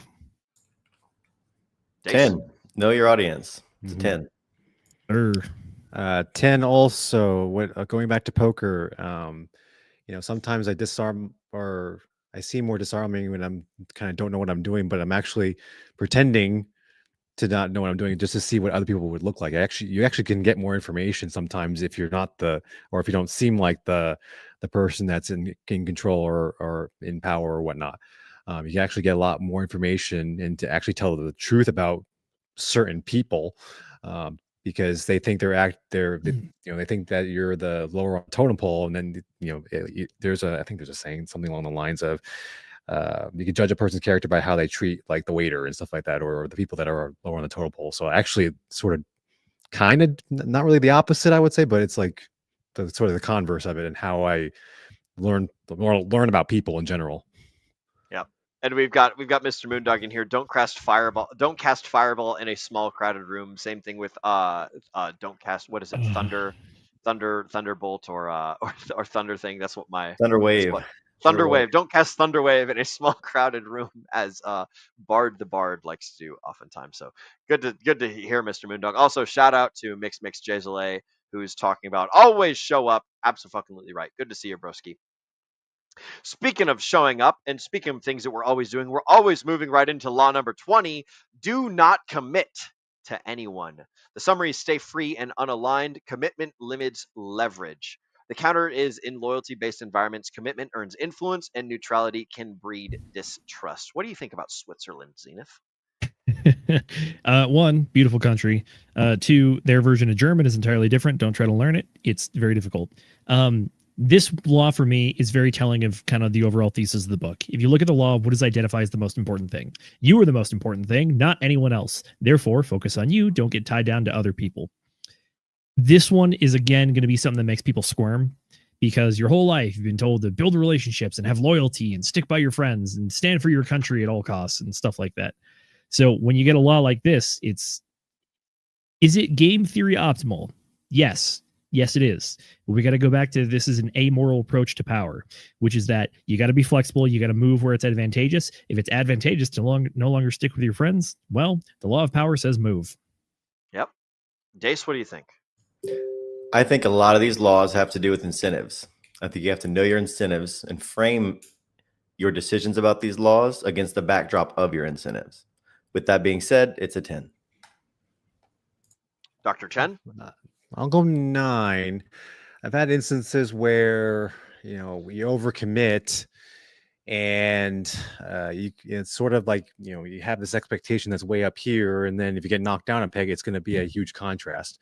I think the other piece to include here is especially when something bad happens with a relationship of yours, to also not linger over it for too long. Like if the ex girlfriend breaks up with you, like, I mean, there are more fish in the sea, but like, to continue to, to one, exert your power, but to just move on in general, with your emotions. I think that's another piece to this law is move on, like, and then kind of get over it, so to speak. Yep. You linked it to expectations. I think that's key. Yeah. Absolutely. I will just say, don't commit to anyone. And when you do commit, if you do commit, treat it very motherfucking seriously. Because if you're a person that doesn't do the things that they say that they're due, then you're a fucking bitch. So don't ever commit. And when you do commit, be the guy or be the woman or the duck or the squirrel who does the things that they say they're going to do. So there you guys go. I fucking love it.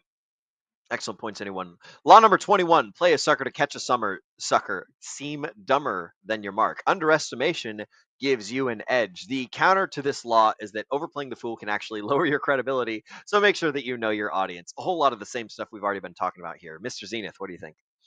This one's back to deception. And keep in mind, it says play a sucker or seem less intelligent. It doesn't say be a sucker or be less intelligent.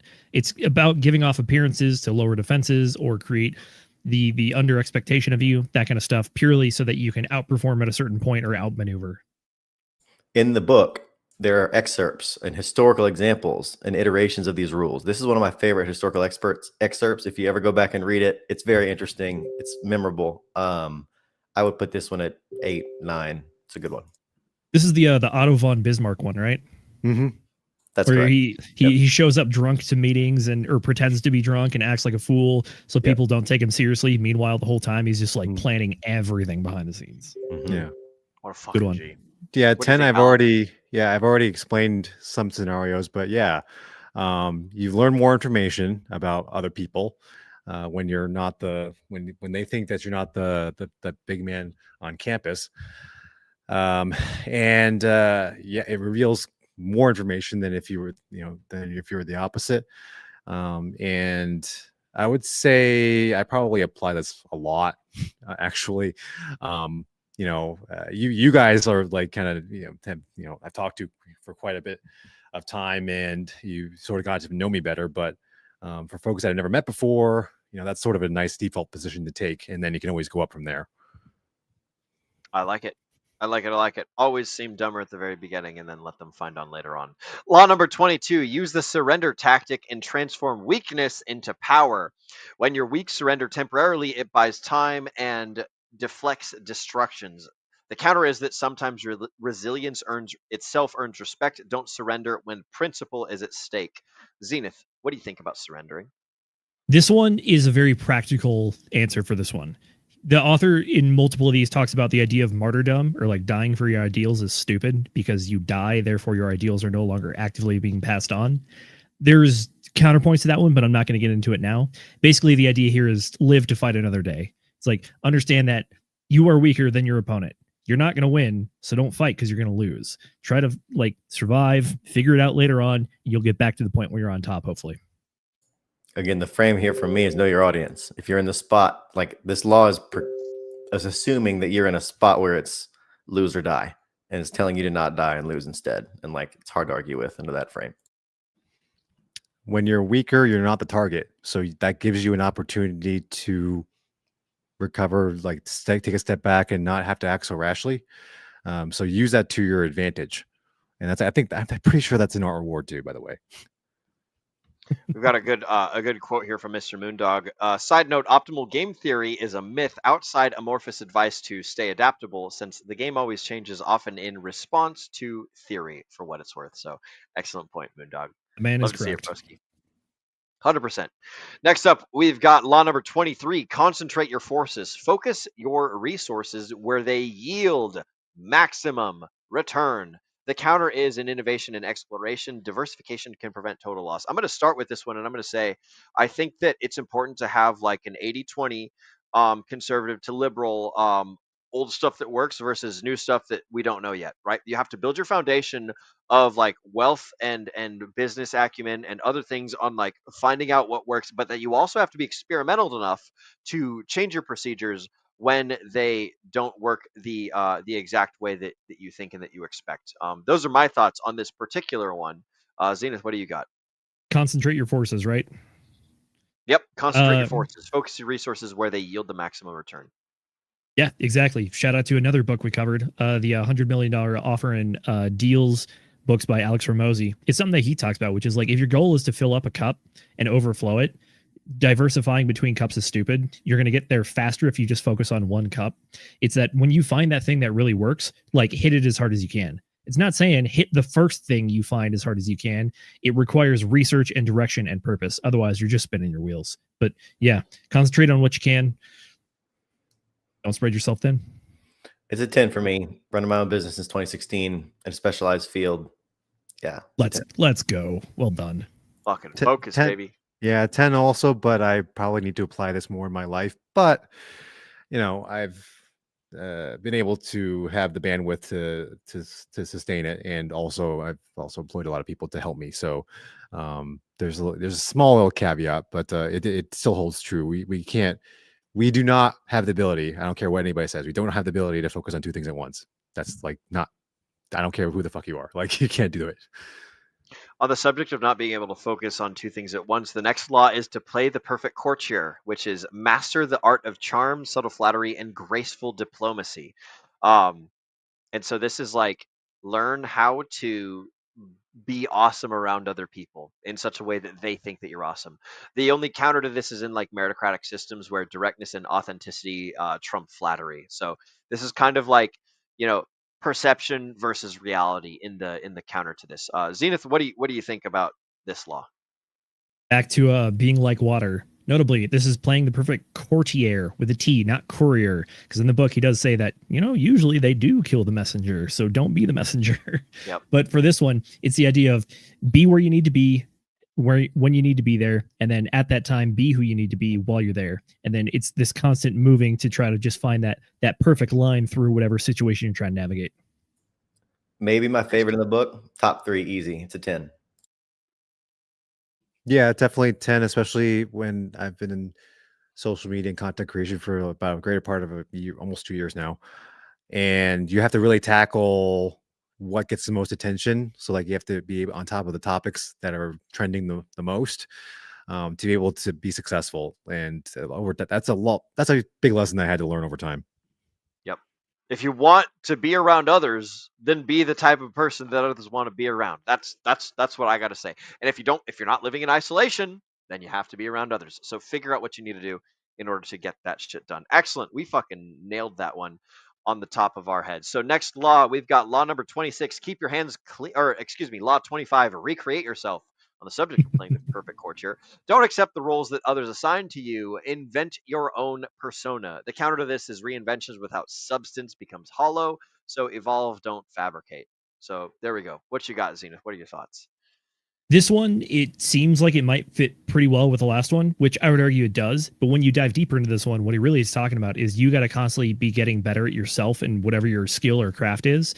I know it says recreate yourself, and you might think that, we're playing the perfect courtier, so we just got to be a new person every time. We just got to be constantly reinventing. But like you said there, if you're just that celebrity that's just like, I've reinvented myself, and they ask you, what did you do? And you say, I changed my hairstyle. Everyone's going to think you're a fool. It's the constant evolution. It's not a changing appearance. It's getting better. So this is like really the self-improvement one. Also in my top 3, also a 10. Yep. Bingo. Get better. You might be running out of top 3s, by the way. We've got so many. Only done one more to go. I told Will on the phone, like from 20 to 25, the early 20s have some bangers. Yeah, you're right. Yeah, 10. Let me. My name. So my name is Alan Chen.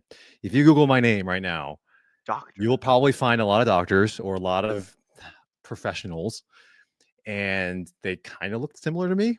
I mean, that's stereotype. Racist motherfucker. So I've gone through, like, knowing that information, I've gone through life trying to sort of make myself unique in some way.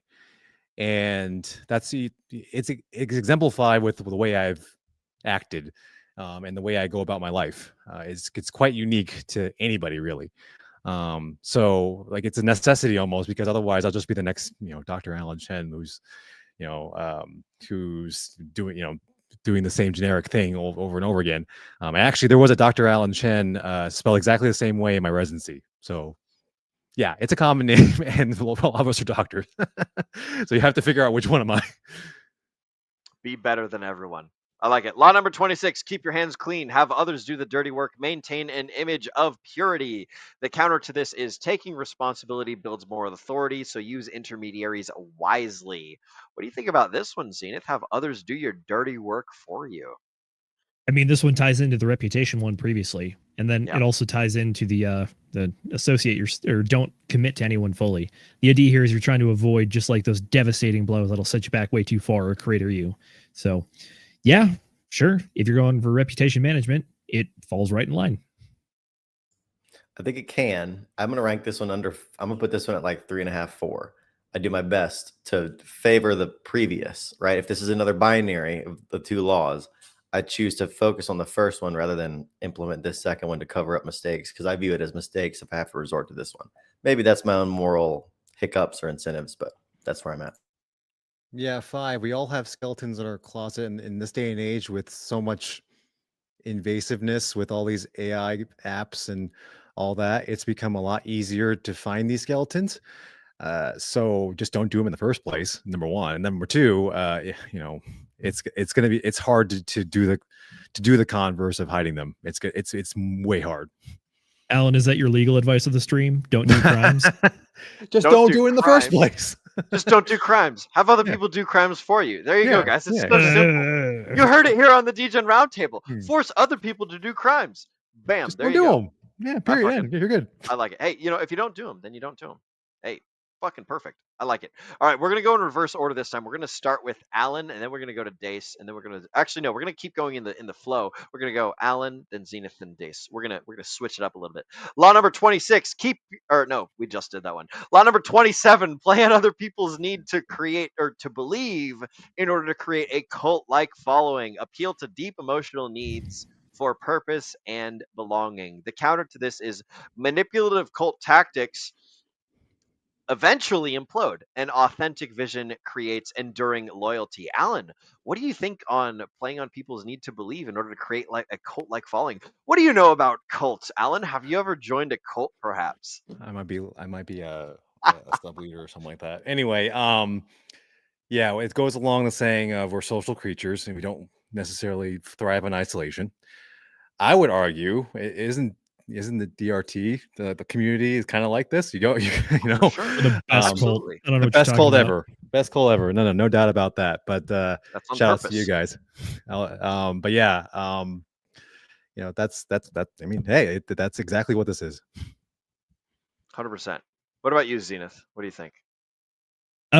This one we covered it when we were doing the psychology of a religion book, which is like people have kind of like this like God-shaped hole in their heart and they fill it with something. So traditionally it was religion, but in this case the man looks at you and says, "Why not you?" This is his first law of power. That's kind of like a bit of a side quest into how to become a cult leader.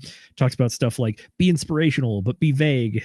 And it's kind of this just like move like Jello so you can't get nailed down to the wall, because if they do, then they're gonna hate you for it, and that's when it all goes bad. Was that Viktor Frankl, the God-shaped hole quote? Who was that? I don't remember. We'll look it up.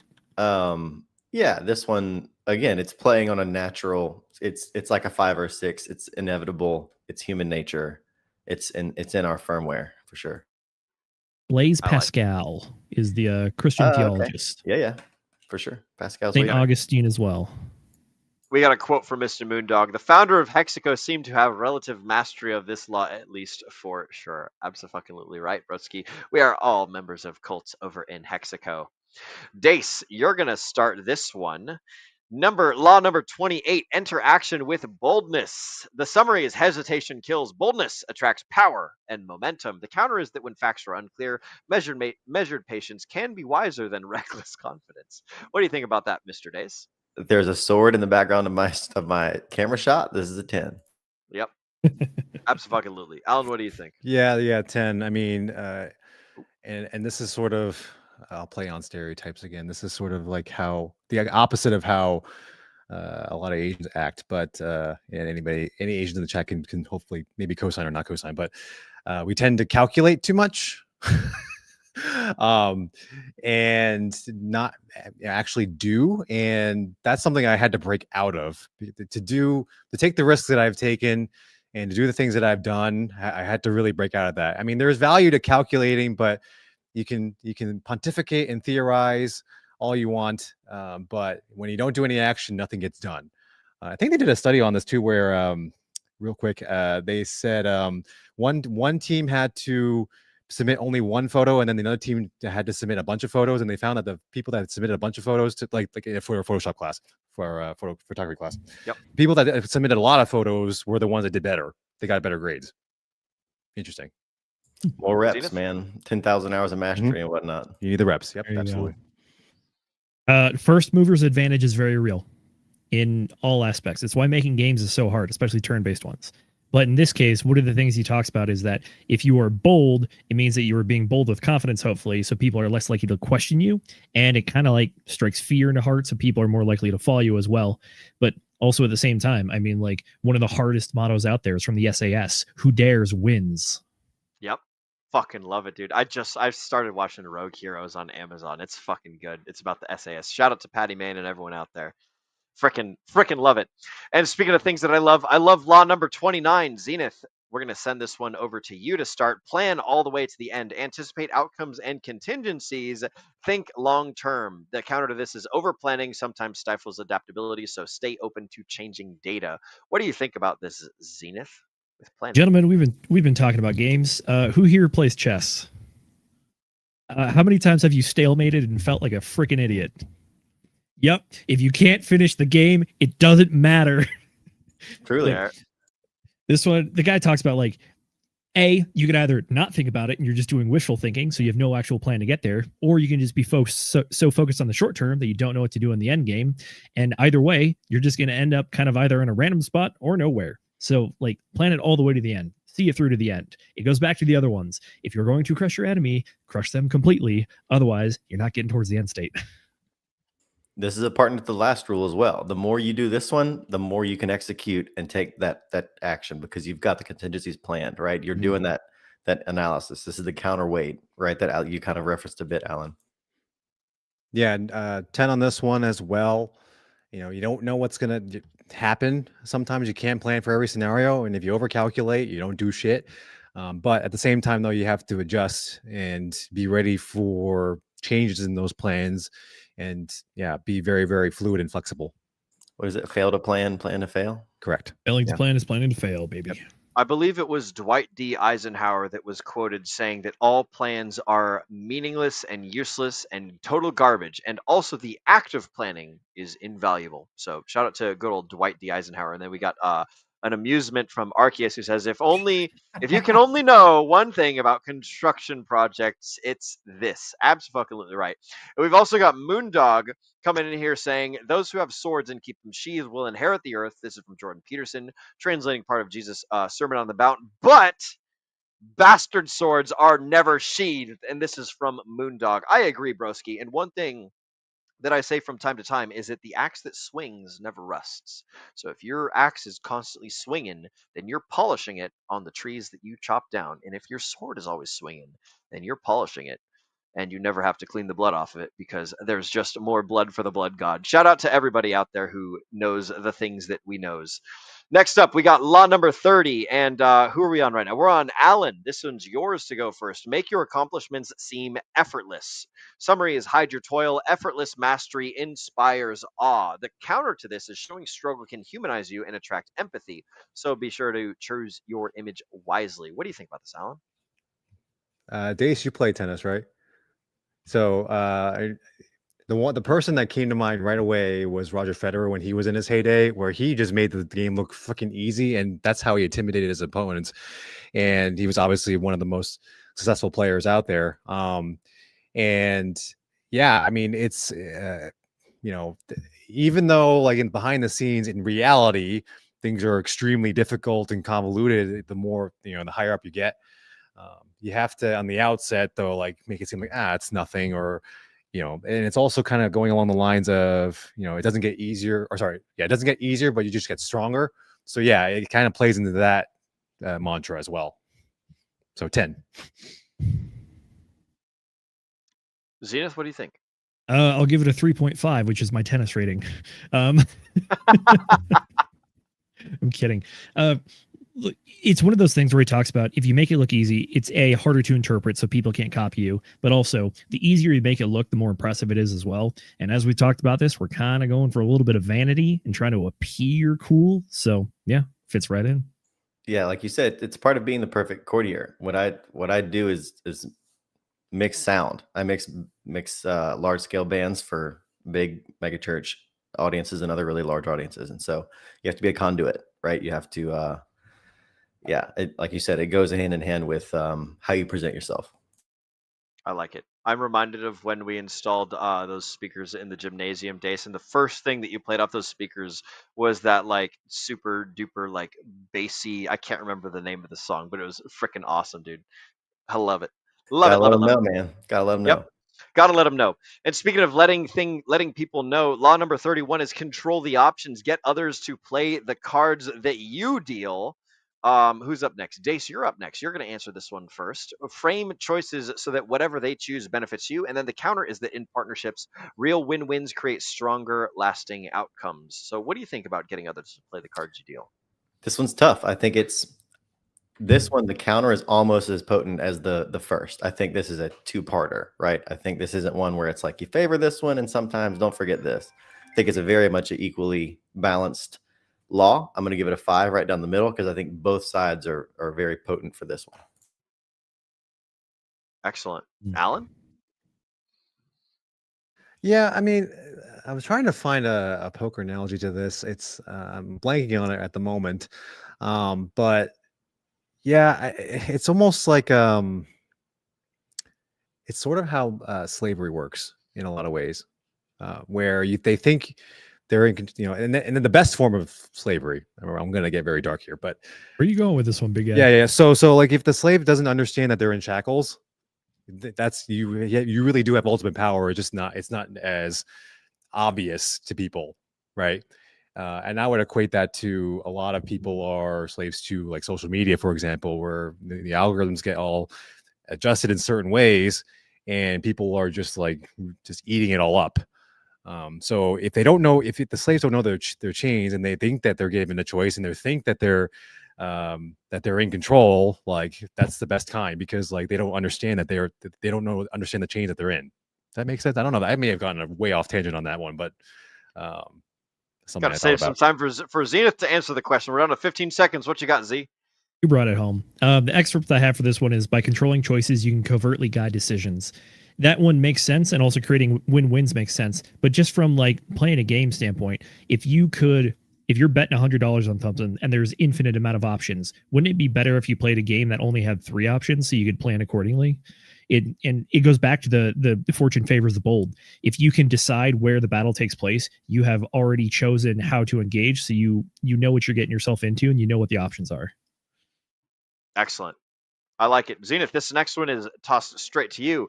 Discover each man's thumbscrew. Law number 33. Find what motivates or frightens others and use it. The counter to this is using leverage ruthlessly can create enemies. Empathy often reveals better opportunities. What do you think? We skipped 32. Oh, sorry. We skipped 32, but we can go back to it. Yeah. We skipped 30. Oh, we did skip 32. That's all right. Just go to 33. Zenith, what do you think about thumbscrews?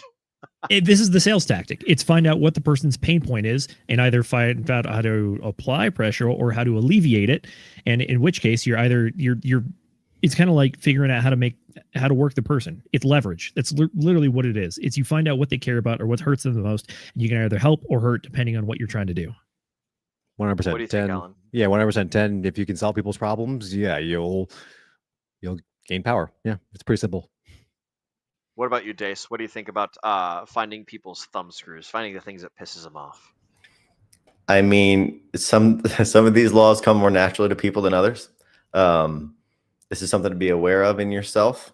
Firstly, I think some of these you play them on yourself and you learn things about yourself more so than Again, if you're going to take the more moral stance or the more moral application of this law, it's look at your own and do your best to not stick your thumbs in other people's thumb screws, right? When you got to use it, I'm sure that it's got its place.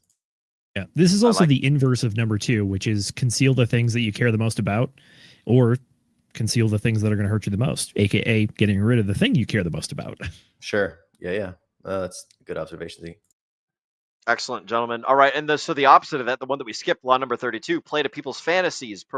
People prefer illusions to reality, so sell some motherfucking dreams. The counter to this is in moments of crisis, brutal honesty often wins over comforting lies. I would disagree with that a little bit. I think that in moments of crisis, people want to hear the comforting lies.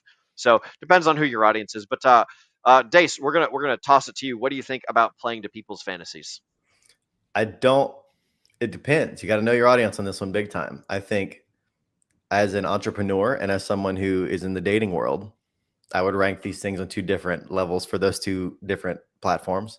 I think that perception is reality to some degree when it comes to some interactions more than others. Again, knowing your audience is a big deal. You need a client to trust you. You need someone who needs to think that you're their best possible option, to think the world of you and think as much and highly of you as they possibly can. And so I could imagine someone making the case for deception over that sort of blunt honesty in that venue, and it yielding power-based results. So yeah, pretty solid, I would say. Let's give it a 7. Alan? 7. This is basically social media in a nutshell. And yes. Reality, how do you know the truth is the truth? The truth hurts. So yeah, I mean, reality, it's often harsh and that I agree with that. But some people are more ready for the truth than others, so that's why it doesn't get a 10. Yep. Knowing your audience is the key for this one. Another one. Zenith, what do you think? The notes that I wrote down for this one is that we got the literal Thanos quote of reality is often disappointing. But I mean, to get the other one here is that this is the communist dream, basically. People envision the utopia and they try to chase it, even though they know it's just never going to happen. So it's human nature, I think, kind of a little bit. And we got to pull ourselves out and root ourselves back in reality and what's actually possible. And you can move from there much, much better. Did you know that your guy's brain releases a shit ton of dimethyltryptamine upon, experiencing death or in a dreamlike state? So, fun fact: you get high when you're dying, and you get high when you're dreaming, and it's the same chemical, and it's DMT that people smoke sometimes that makes them get into this state in a regular world. But we all like to be sold the fantasy. We all You mean like to think that dimethyltryptamine, right? yeah, dimethyltryptamine. Yep. Okay.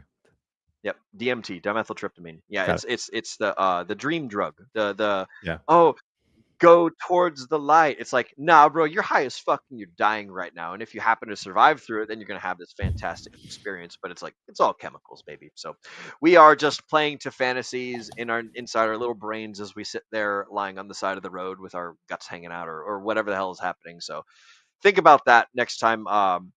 Next time you're trying to get people to do something, play to their fantasies.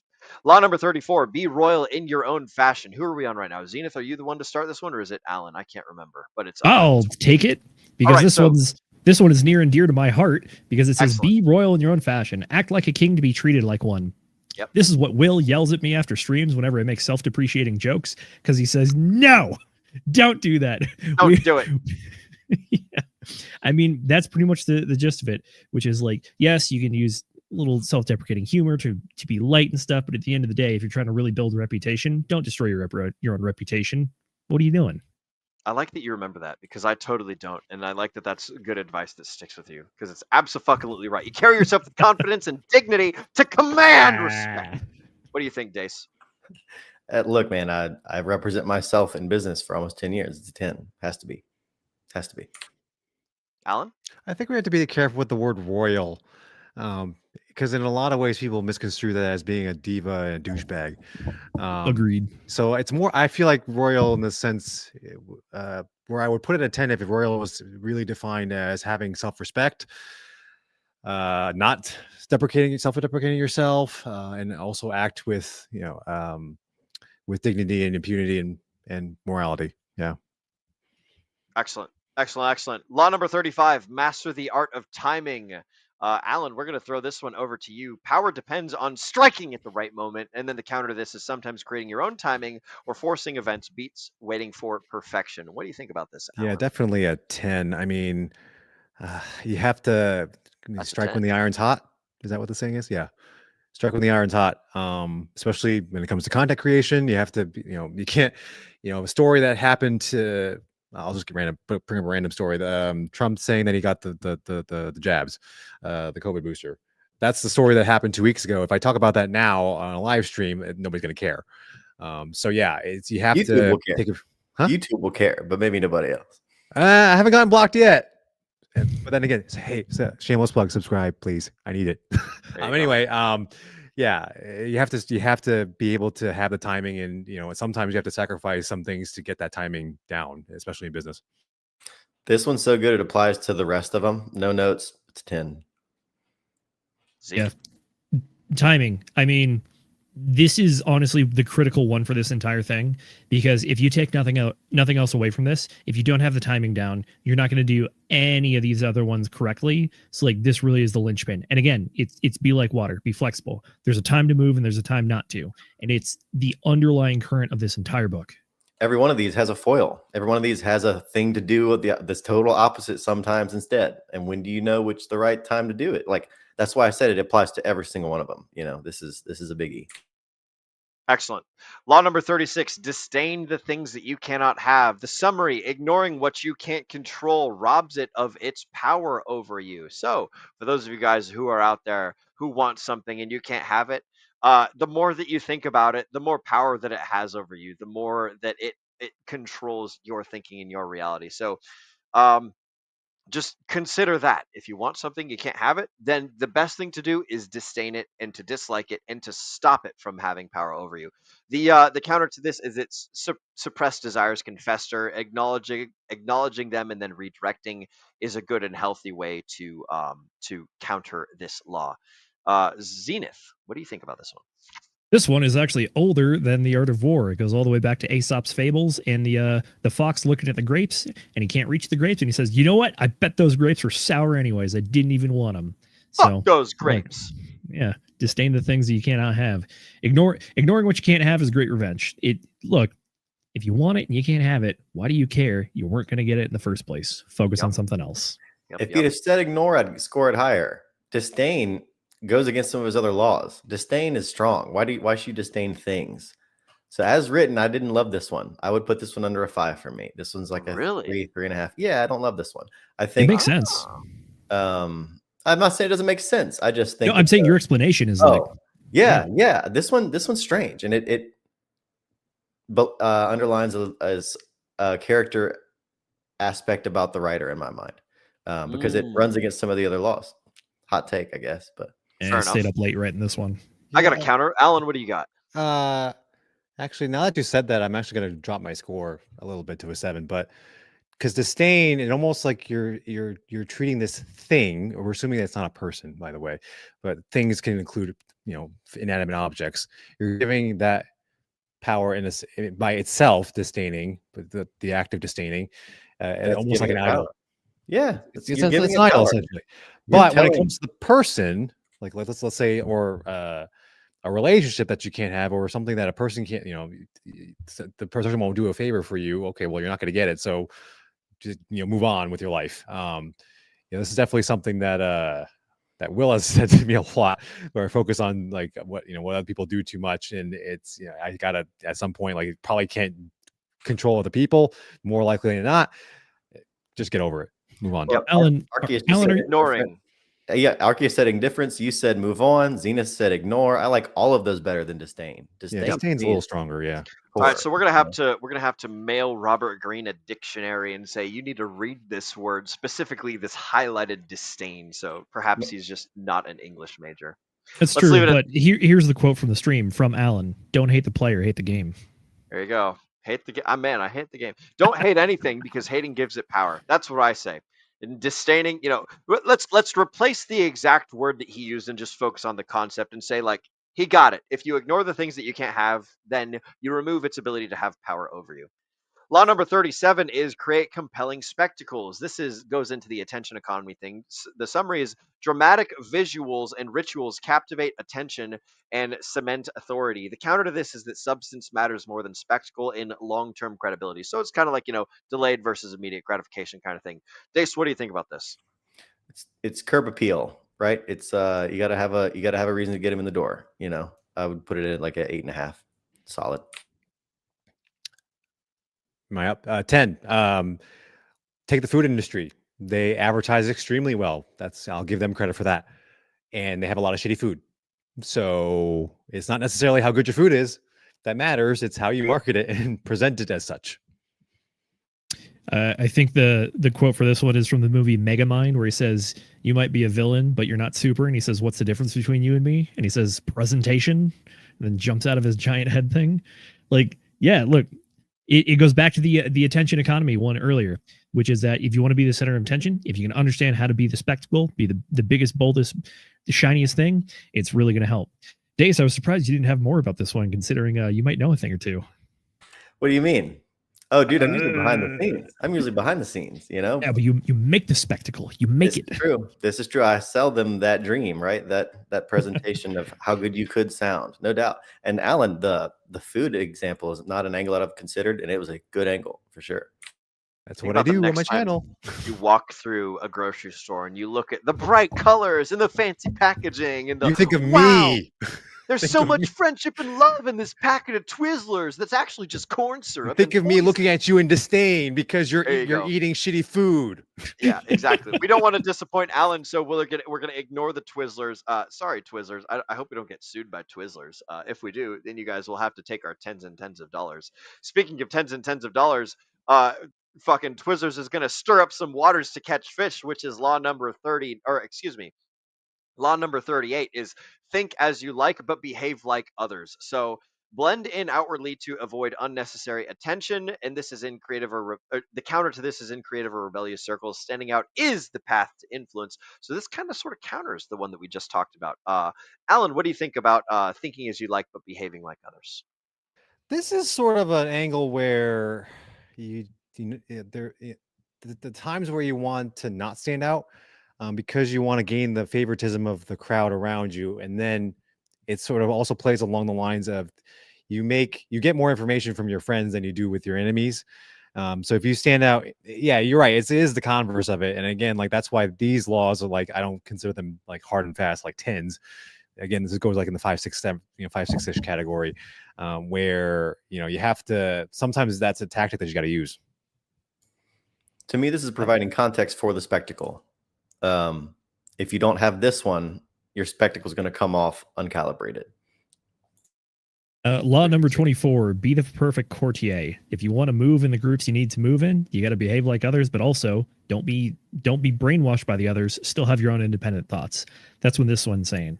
It's like, look, you're trying to work with people. To work with people, you got to get along. But at the same time, you don't have to bend to everything that they do just because they do it. So you don't have to fit in. Do what you're going to do, but still move with the group.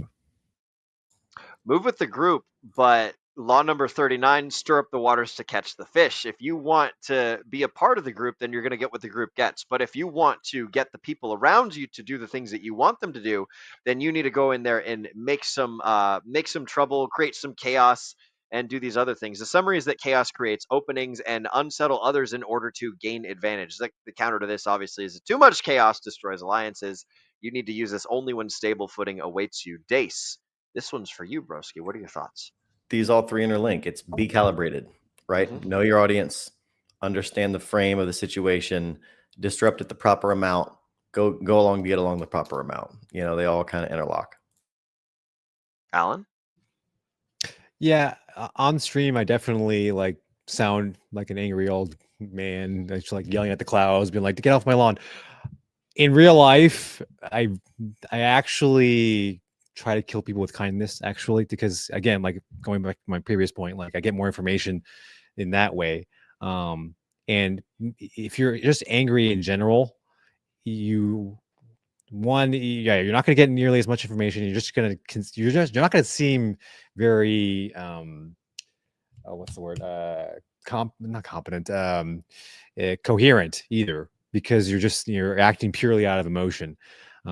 You'll seem a lot more, calm and collected if you don't show anger. So yeah, I mean, it's just anger is not emotion, is an emotion that I think is probably the most counterproductive of all the emotions out there.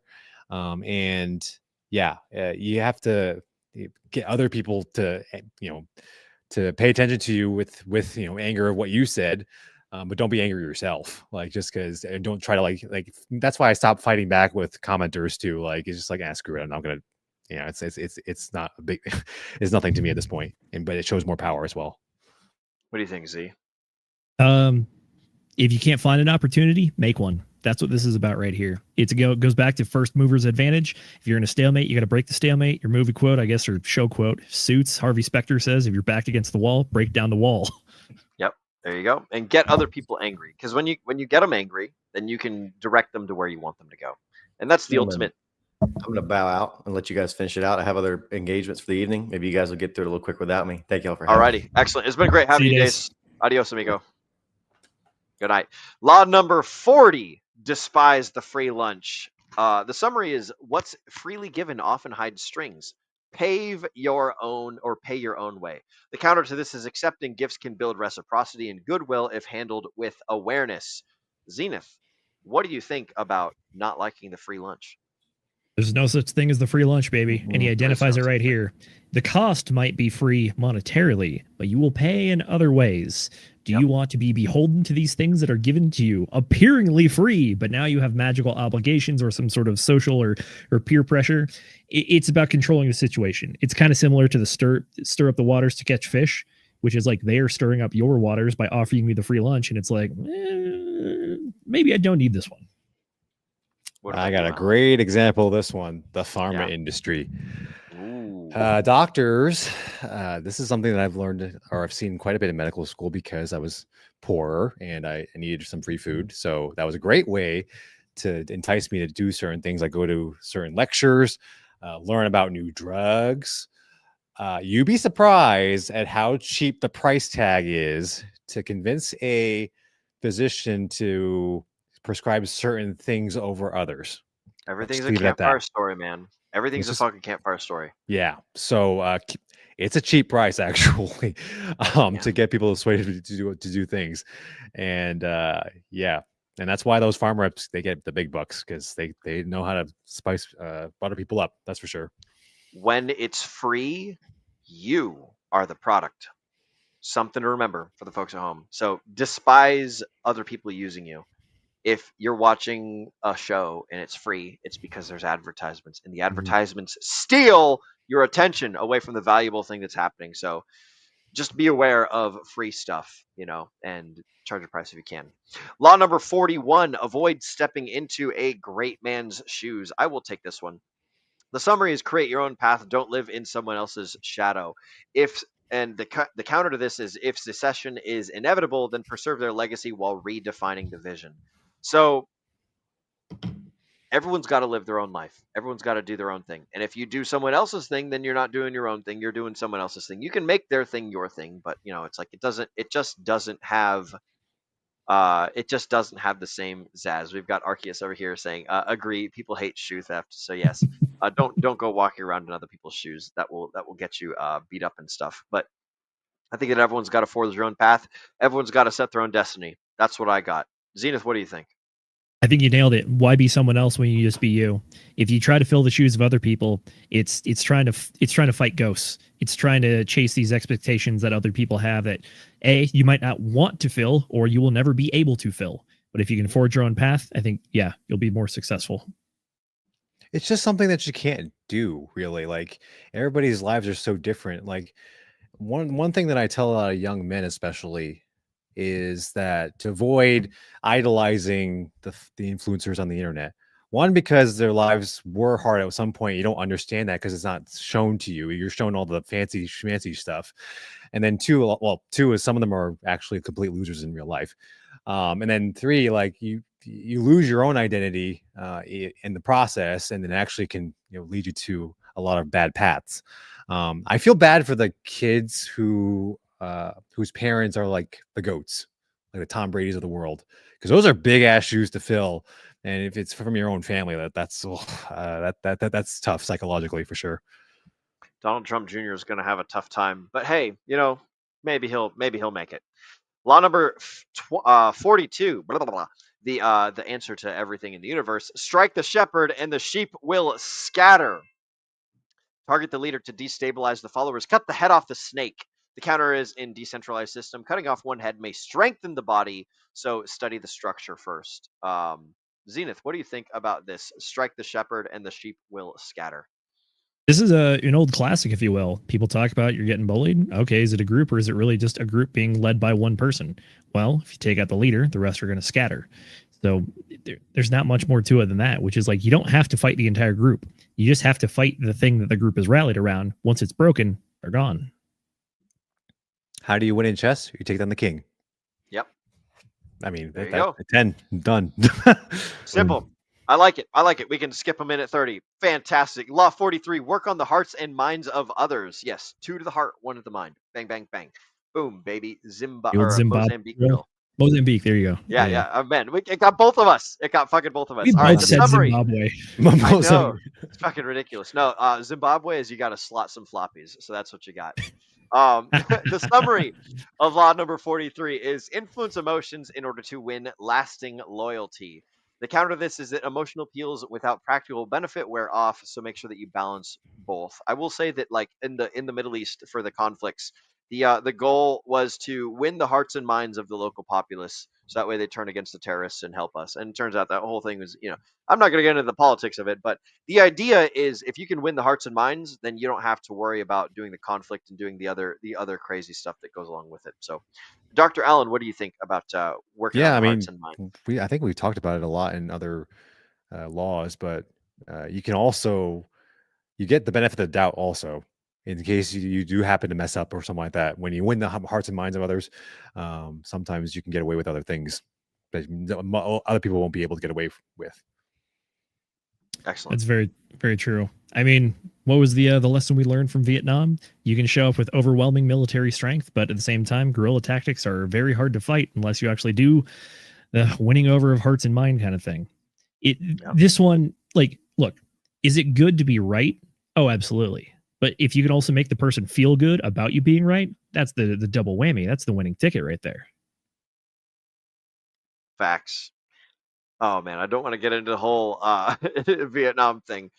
We're going to skip right on over to law number 44. Disarm and infuriate with the mirroring effect. Imitating people exposes their behavior and frustrates them. Boy, howdy do I love this law when I want to get under people's skin. The counter to this is mirroring too closely can provoke hostility. Use empathy, not mockery. One of the things that I do, one of the things that is my fun little pet peeve is when people use upwards inflection, and I find it personally a little bit annoying coming from like masculine people. So like when people use upwards inflection at every word or every part of everything that they're saying, it sounds like everything is a question. And so like people will do it, 2 or 3 times in a sentence. And so I'll just copy them, but do it like even more than they're doing it. And oh boy, howdy, is that a fun way to get in a fight with some? It generally happens with more like liberal or effeminate or non-dominant type males and stuff. Like you can expect that type of talking from women and things, but whenever dudes talk like that, I like to make fun of them for it. So shout out to those of you out there who might be watching who know exactly what I do, because this is something that I do quite often and it brings me great jollies. Alan or Zenith, which one of you guys want to take this one? Disarm and infuriate with the mirror effect. Definitely a 10. This is a lot. This is how you can diffuse situations where you're being disrespected or being somebody else is doing something negative to you or saying something negative to you. Is to just basically put up the mirror and show them what they're doing in front of them, because they it may be unintentional where they don't realize what they're doing. So if you reflect it back on them, they actually might see what they're actually doing and then maybe change their behavior, maybe. But 2, also, it kind of gives them their own taste of their own medicine too. Oh yeah, it's great. This one falls This one falls into tactics versus strategy. This is a tactic to use as opposed to some of the other ones, which are overarching strategies. But one of the things he talks about in this is that if you use the mirroring effect, what you're doing is that they are trying to do something to you to get a predicted response. If you are mirroring them, you're giving them an unpredicted response because they did not expect you to do the same thing that they're doing. So that's kind of the tactical way it's employed here. But mirroring in general is just a great concept that applies in a lot of situations. And there's a lot more to it than just that this law gets into. I like that you describe it as tactics and strategy. That's fantastic. One of the things that we break down leadership in the military is you've got tactics, which is on the ground. You've got strategy, which is one layer above tactics. And then you've got campaign, which is like big, broad, huge, overarching things. So you think like campaign, the campaign in the Middle East. The strategy is like you've got the majors and you've got the captains and everyone. And they're like, okay, we need these guys to go over here and do this thing. And then at tactic level, it's like, oh, I need to shoot that guy right now in order for my other guy to go around over this way. So it's like tactics, strategy, campaign. That's a good usage there, Zenith. I love it and I appreciate it. Next, law number 45. Preach the need for change, but never reform too much at once. The radical change threatens comfort, so make sure that you move gradually. The counter to this is when systems are collapsing, swift revolution may be the only option. Zenith, what do you think about this? And why did I put it on a 30-minute timer? That's ridiculous. The descriptor for this one that the author uses is talking kind of about masses at large, which is that if you change things too quickly, what you do is create instability. And what the masses want is stability. So if you go for change too quick, you're going to get pushback. But what he's trying to teach on this one is go for more of like reforming or like subtle change, which is that there is an end goal in sight and we're working towards it. Or you can say, no. What we're pushing towards, even though it is change, you can try to put it as like natural progress. These things are going to be the ideas that are more easily swallowed by the general populace and are not going to give you that pushback against just like quick, deliberate change. This is where I have a problem with a show like The Biggest Loser. And actually any form of intervention that preaches extremely fast results. You can throw gastric bypass in there and Ozempic. The more contrast that you have, so like with The Biggest Loser, for those you don't know, they put a lot of morbidly obese people through rigorous like military style training and film them. And it's just a zoo in that case. And entertainment. They absolutely They're making a spectacle. What law is that? Yeah. Yeah, exactly. And here's the thing, though, like that's extremely dangerous to that point, because let's just say, for example, they break something. That's bound to happen when you're doing that high risk movements in people that are not used to it at all or used to moving at all. That could do a lot more damage and waste a lot more time and energy than just kind of getting, doing it the more controlled and, kind of gradual way and building a system rather than just like fucking, blunt forcing it. And it could make great TV. It does make great TV. Yes. Unfortunately, it does. Yes, that's true. Excellent. All right, guys. Law number 46. Never appear too perfect. Flaws make you relatable. Perfection breeds envy. So the counter to this is in competitive events, too much humility looks weak. So make sure to modulate your imperfections. What do you guys think about never appearing too perfect? Alan, you can go first for this. Yeah, like some of these laws like sort of contradict each other because it's like 100%. Yeah. This is definitely one of them. I would put this higher than the one about the courting, the one like just being the peacock and all that. It's like never outshine the master, Yeah. If you're seen as perfect, it's easy for you to take you down. Like people, you have more of a target on your back, I would say. So just appearing completely faultless. Now, if you know your weaknesses and you can kind of exert them in a way that they don't mean anything to you, that's stronger, in my opinion, than just seeming like you know everything, you can do everything perfectly, and you get taken down on a much higher pedestal, taken down from a much higher pedestal if you act like that from the get-go. Yeah, this is kind of a combination of the other laws. What it's saying here is if you're trying, it's in the story, don't be Goliath, be David. saying that if you're Goliath, everyone is cheering for the downfall. They might root for you or even start working against you to some degree. So if you can have these vulnerabilities or flaws that are kind of either like feigned or built in by design, then what it does is it allows you to come off as more approachable, or you can be someone that they build a relationship with and they want to cheer and they want to help. It's not just like it's that one, like you're not the New York Patriots in the year that they were going for the perfect season and the New York Giants took them down to the Super Bowl and everyone is cheering for the Giants. It's like that pretty much. Excellent. All right. We've got, oh, Schnapdizzle. I lost my place. 47. We are on 47. Law number 47. Do not Almost go there. past the mark you aimed for in victory. Learn when to stop. Knowing when to stop is the mark of mastery. The counter to this is sometimes striking again cements dominance, so make sure you judge the battlefield carefully. Zenith, what do you think about never going past the finish point? Pairs up nicely with one of the other ones that we talked about, which is plan out for your end game. And it kind of builds on that, which is cool. You've achieved the end game. You planned for the end game. You didn't plan for after that. So if you go over there, you're going into unplanned territory, which again, failing to plan is planning to fail. So knowing when to stop when the goal is achieved is very important. I'm not a fan of the word choice, learn when to stop. I would say in victory, make a new goal or recalibrate your goal more so than anything. Sir. Not stop, because that implies that you just don't progress ever again. Like you're done, bye, next. I would rather keep on improving and progressing. That's just, a marker of an ever evolving human being. We've got a good comment from Arceus. Isn't it intentionally ironic that learn when to stop is the second to last law? It's not the last one. So it's fucking hilarious. Good one. Law number 48, by the way, guys, is assume formlessness. So be adaptable and unpredictable. Rigidness is vulnerability. Structure provides clarity and stability as the counter to remember be formless in strategy but solid in purpose. What is it that they what is it that they say? Hard ideals held loosely or something like that. Zenith, Strongly holding strong convictions held loosely. There you go. That's the one. Excellent. Yep. Assume formlessness, guys. Zenith, what do you think about assuming formlessness? This is the thesis of the book right here. It is the whole strategy describing everything we've talked about, with exception of number 6, which is that reputation is permanent.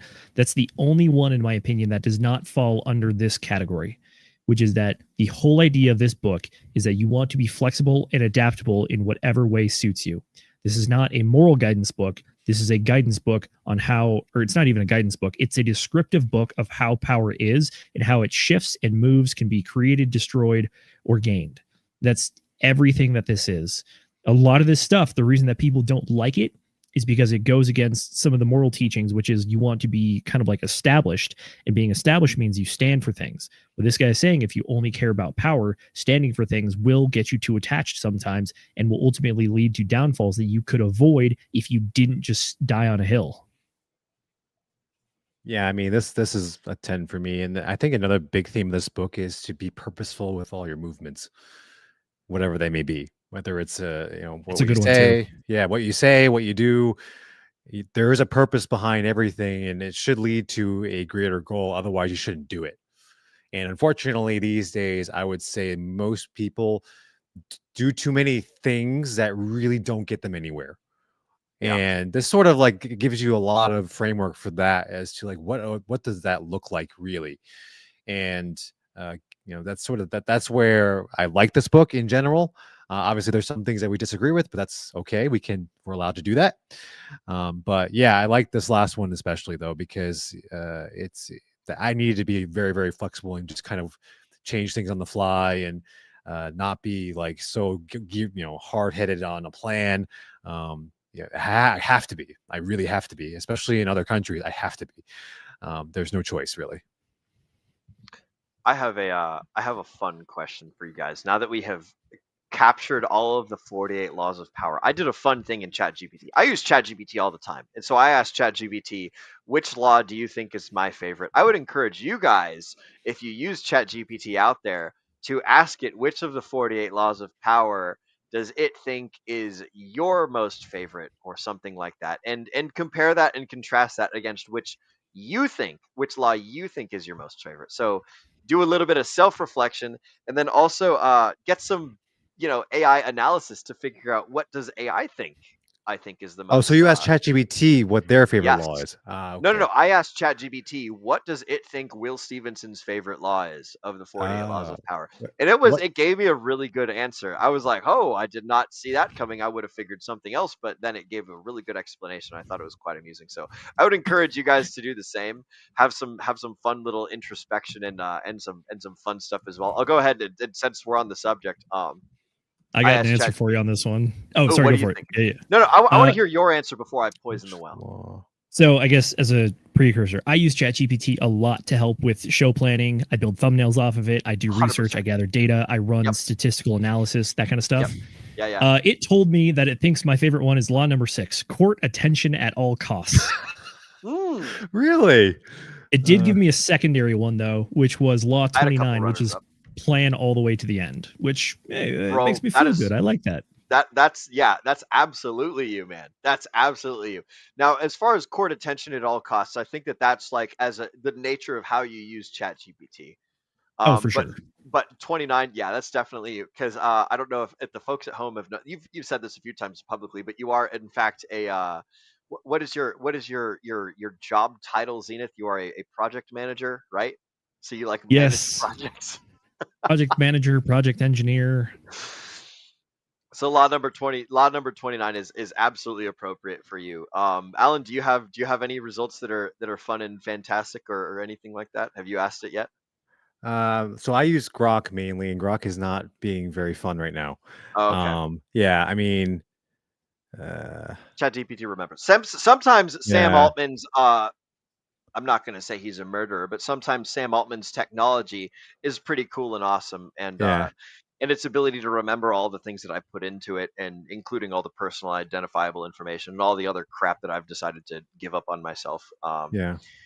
It can be quite flattering. A lot of the times I will ask ChatGPT to give me like introspective stuff, and most of it's like flattering, which is whatever.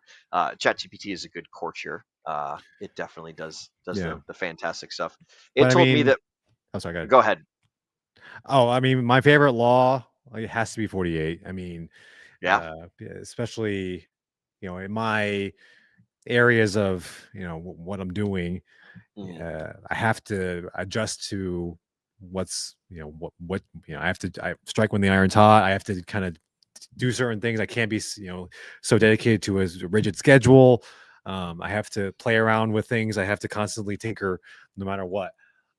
And it's made my life very, very exciting. And I mean, one of these days I hope to write a book about it. But yeah, I mean, that's personally my favorite one. And yeah, it's something, especially in this day and age, like you gotta, everything's happening so fast. Like you kind of are forced to do that if you want to get ahead. Yep. I mean, hey, if you're not using the same tractors that all the other farmers are using, and you're back in the horse-drawn plow days, then you're going to be outcompeted by the people that can harvest the corn faster.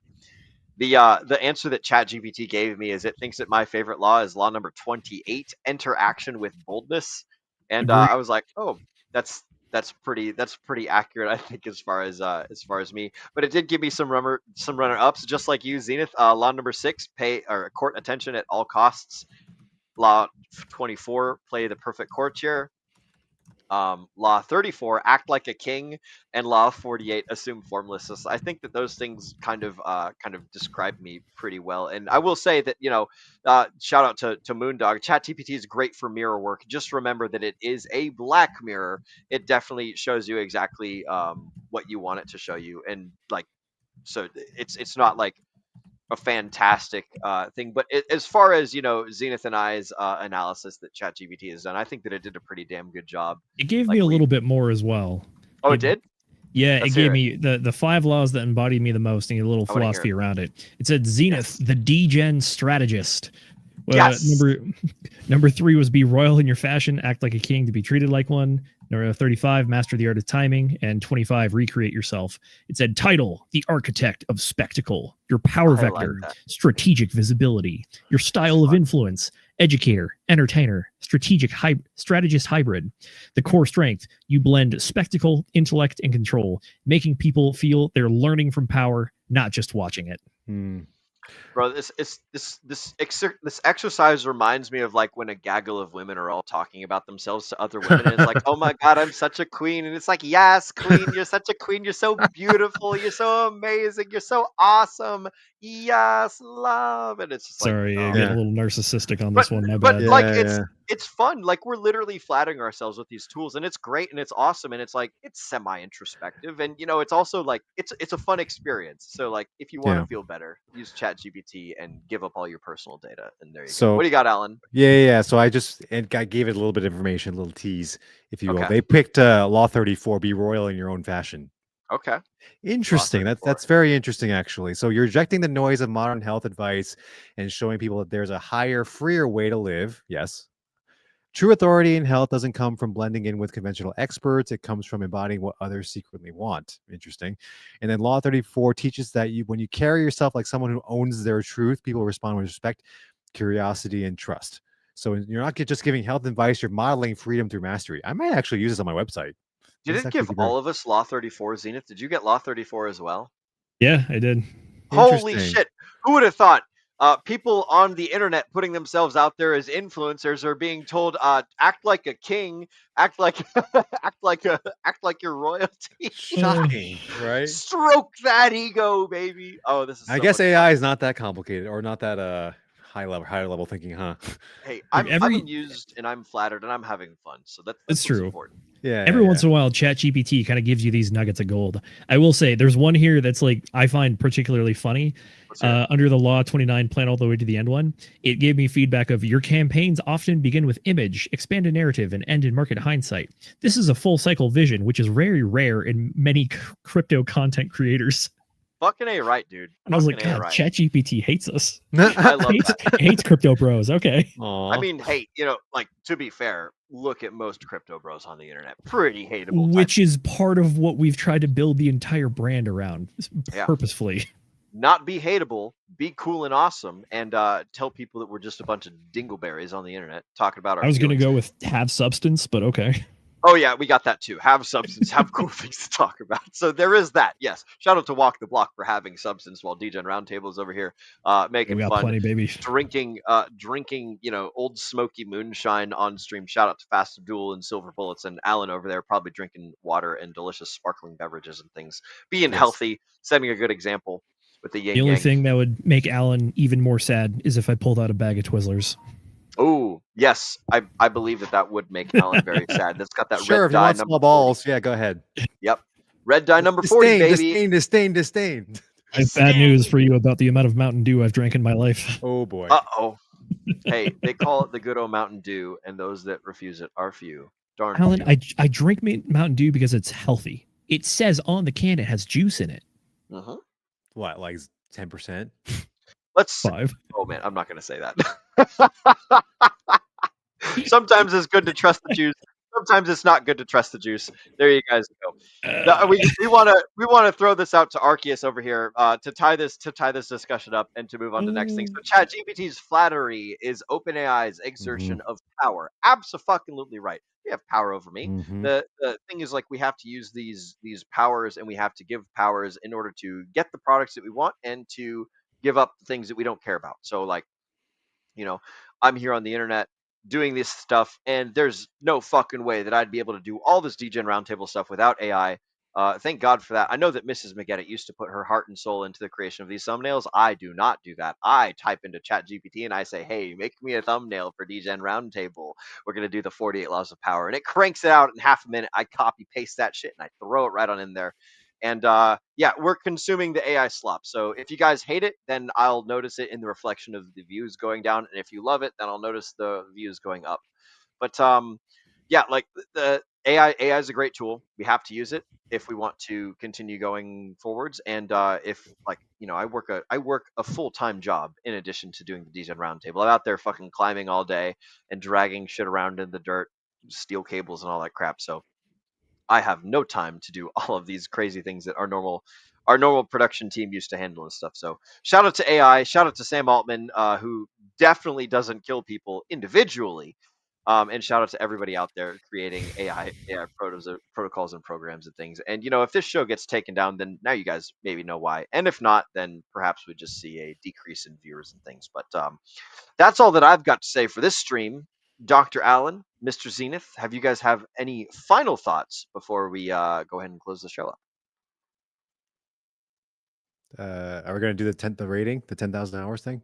Oh yeah. Where do you think this book lies on a scale of 0 to 10,000 hours of where should a person read this on their journey from nothingness to full mastery? 0 hours being I don't know a damn thing, and 10,000 hours being I'm a total expert in the subject of the places that I want to go and things I want to do. We generally rate it on a scale of like 0 being crypto nobody and 10,000 being like crypto mastermind, but like you can put this anywhere in just life knowingness stuff. What do you think? I'm going to start. I want to say something around 5 years. That's 2000. You need to have a little bit of just life experience to sort of take these into consideration and kind of relate these to your life, I think, to get the most out of the book. And also 5 years would be 10,000 hours, believe it or really? not. Wait. Yeah, Oh, it's 2,000 hours, not hours a days. year. My bad. Fuck. Yeah. So then 2,000 hours a year is a then work. okay, then we'll split the difference then. We'll go through. So we'll go 3. Halfway?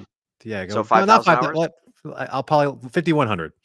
I'll go a little higher than that. Anyway, so yeah, you need some experience in other things or in the industry that you're in, to just kind of get a feel for like what real world is like, and kind of and have some good experiences, bad experiences too. Get betrayed. We're all gonna have that at some point. Not everything is roses and sunshine. You need to have that to understand the book. And also there's a lot of stuff in here talks about like a lot of political happenings and all that some people, especially if you have no knowledge of anything whatsoever, that's going to be really, really hard to grasp. This is a thick book, by the way, and it's got a very, very small font. It can be really, really hard to get through if you just like are lost, or if you're just kind of starting out in life, you're a young man. I actually would not recommend this book to a young man. I probably go like 30s as an age, like to start thinking about this book. So yeah, you need to have a little bit of life experience for this one. What do you think, Z? I'm right there with Alan on this one. I would say that this is a book for mature audiences, not because it's like graphic or 18 plus or anything, but exactly what you said, which is that this requires context and it requires life experience to truly understand. I think that a lot of reason that this book gets the negative press that it does is because people are not ready for the content. They're also not willing to think about it in the way that the author is kind of writing it. So for that reason, I'd probably put it at the 2,000 hour plus marker, which is that, like Alan said, I think you got to experience some of this stuff on the negative side to fully grasp both sides of the coin. Overall, I think it's a very good book because I think it's a descriptive book of reality as opposed to a prescriptive book. You can build prescriptions off of it, and you can build how you want to live your life and your strategies. But at the same time, it goes to something I said at the beginning of the stream, which is that this is an amoral book that is trying to attach it emotionless and without morality. Part of life is you got to find that other stuff for you as well. This is not going to solve all your problems in life. This is going to be, you can use this to employ tactics and build some strategies, but at the same time, to get the most out of those as well, you got to understand all the different possible options. That's why even some of the laws of power themselves were like, you got to limit options, not just for yourself, but for like other people you're dealing with. So that way you can kind of reduce those variables. Yeah. That's an interesting take from the both of you. And I'm going to come out and counter and say I think that people should read this book in the beginning. I think that this should be given to children right before they enter into the mines where they belong. I think that people should be given this information like as soon as possible. And, like I'm being bombastic, but I'm also being serious. And I also think that not only should you read this book at hour like number 0 or hour 10, I think that you should reread this book every 1,000 hours, right? So like, every single half year, every 6 months, you should go over the principles. You should go over the stories and find what works and find what you can anecdotally apply to your life, So take read this book, don't necessarily apply all of the principles immediately in your life, but like read the book, get a general understanding of it, go through life, get yourself 6 months of experience, reread the book, be like, oh shit, this happened over here, blah blah blah blah blah, like retouch up on all the things, and then just like periodically just do this preventative maintenance education, undergo this PME. This book is what I would call PME. It's like it's one of the things that you need to go through oftentimes, just like, you know, first aid training, CPR training, shooting training, you know, like driving better training. This is one of those things that I think people need to go through and touch up on and revisit the idea of. It's not a book that you consume one time, would be my prescription for this book. So read it once in the beginning, know that you're not going to know anything about it, but just get the concepts in your brain and start going through life, get some experience under your belt, go through it again, be like, oh, this applies here, that applies there, I see how this failed me, I see how this benefited me, and just keep doing it. I think that this is a book of preventative education, or preventative maintenance education. So that's my two thoughts on, or my 2 cents on it. I just feel like if a young man comes across this book, it may, you know, if they don't have any life experience, it's going to be misconstrued in a certain way where it actually could end up being used for nefarious purposes. Quite possibly. Yeah, for sure. I mean, and I guess they'll learn the hard way. Strong will survive. The wheat will separate from the chaff, Alan. Yeah, and that's kind of a scrape your knee, break your elbow, get back up, get in a cast, and move forward. That's my 2 cents. Yeah, I mean, we could do that without the book too. All that you could, but you miss the, if you do it without the book, then you miss out on the knowledge. Is the point that I would make, anyways. But like I understand the position that you're coming from. I'm of the law number 28. Enter action with boldness. You know, just fucking go for it, and know that you're going to make mistakes, and know that you're just going to keep doing things wrong and moving forward from there. So. I don't think that people can take this book and read it and do anything that's like catastrophic, I suppose, to their life. You know, maybe relationships, especially with their family and stuff like that. I don't know. Yeah, but you can always get new relationships. You can always make new relationships. You can always find new people. You know, imagine how many people you were friends with when you were 13 that you don't even know about right now. Yeah, everybody I went to school with. I hang out with 0 of them. I would say that 90% of the relationship, actually probably about 97% of the relationships that I've made no longer even exist, which is fine. It's perfectly okay. Like you can destroy relationships and throw them away and take the learning experience from them and be like, I'm a better person as a result of it. You know, that's the idea, is a constant, the book needs a preface that says what Will just said. Yeah, it's preventative maintenance education. So that's my 2 cents. I don't want to sit here and beat a dead horse or anything. Do you guys? I don't think it's beating a dead horse. I think that I'm with Alan on this one, which is that if you get to this book too soon, you don't entirely understand everything about it, and you just start trying to implement it, especially in the wrong areas, it can definitely be catastrophic.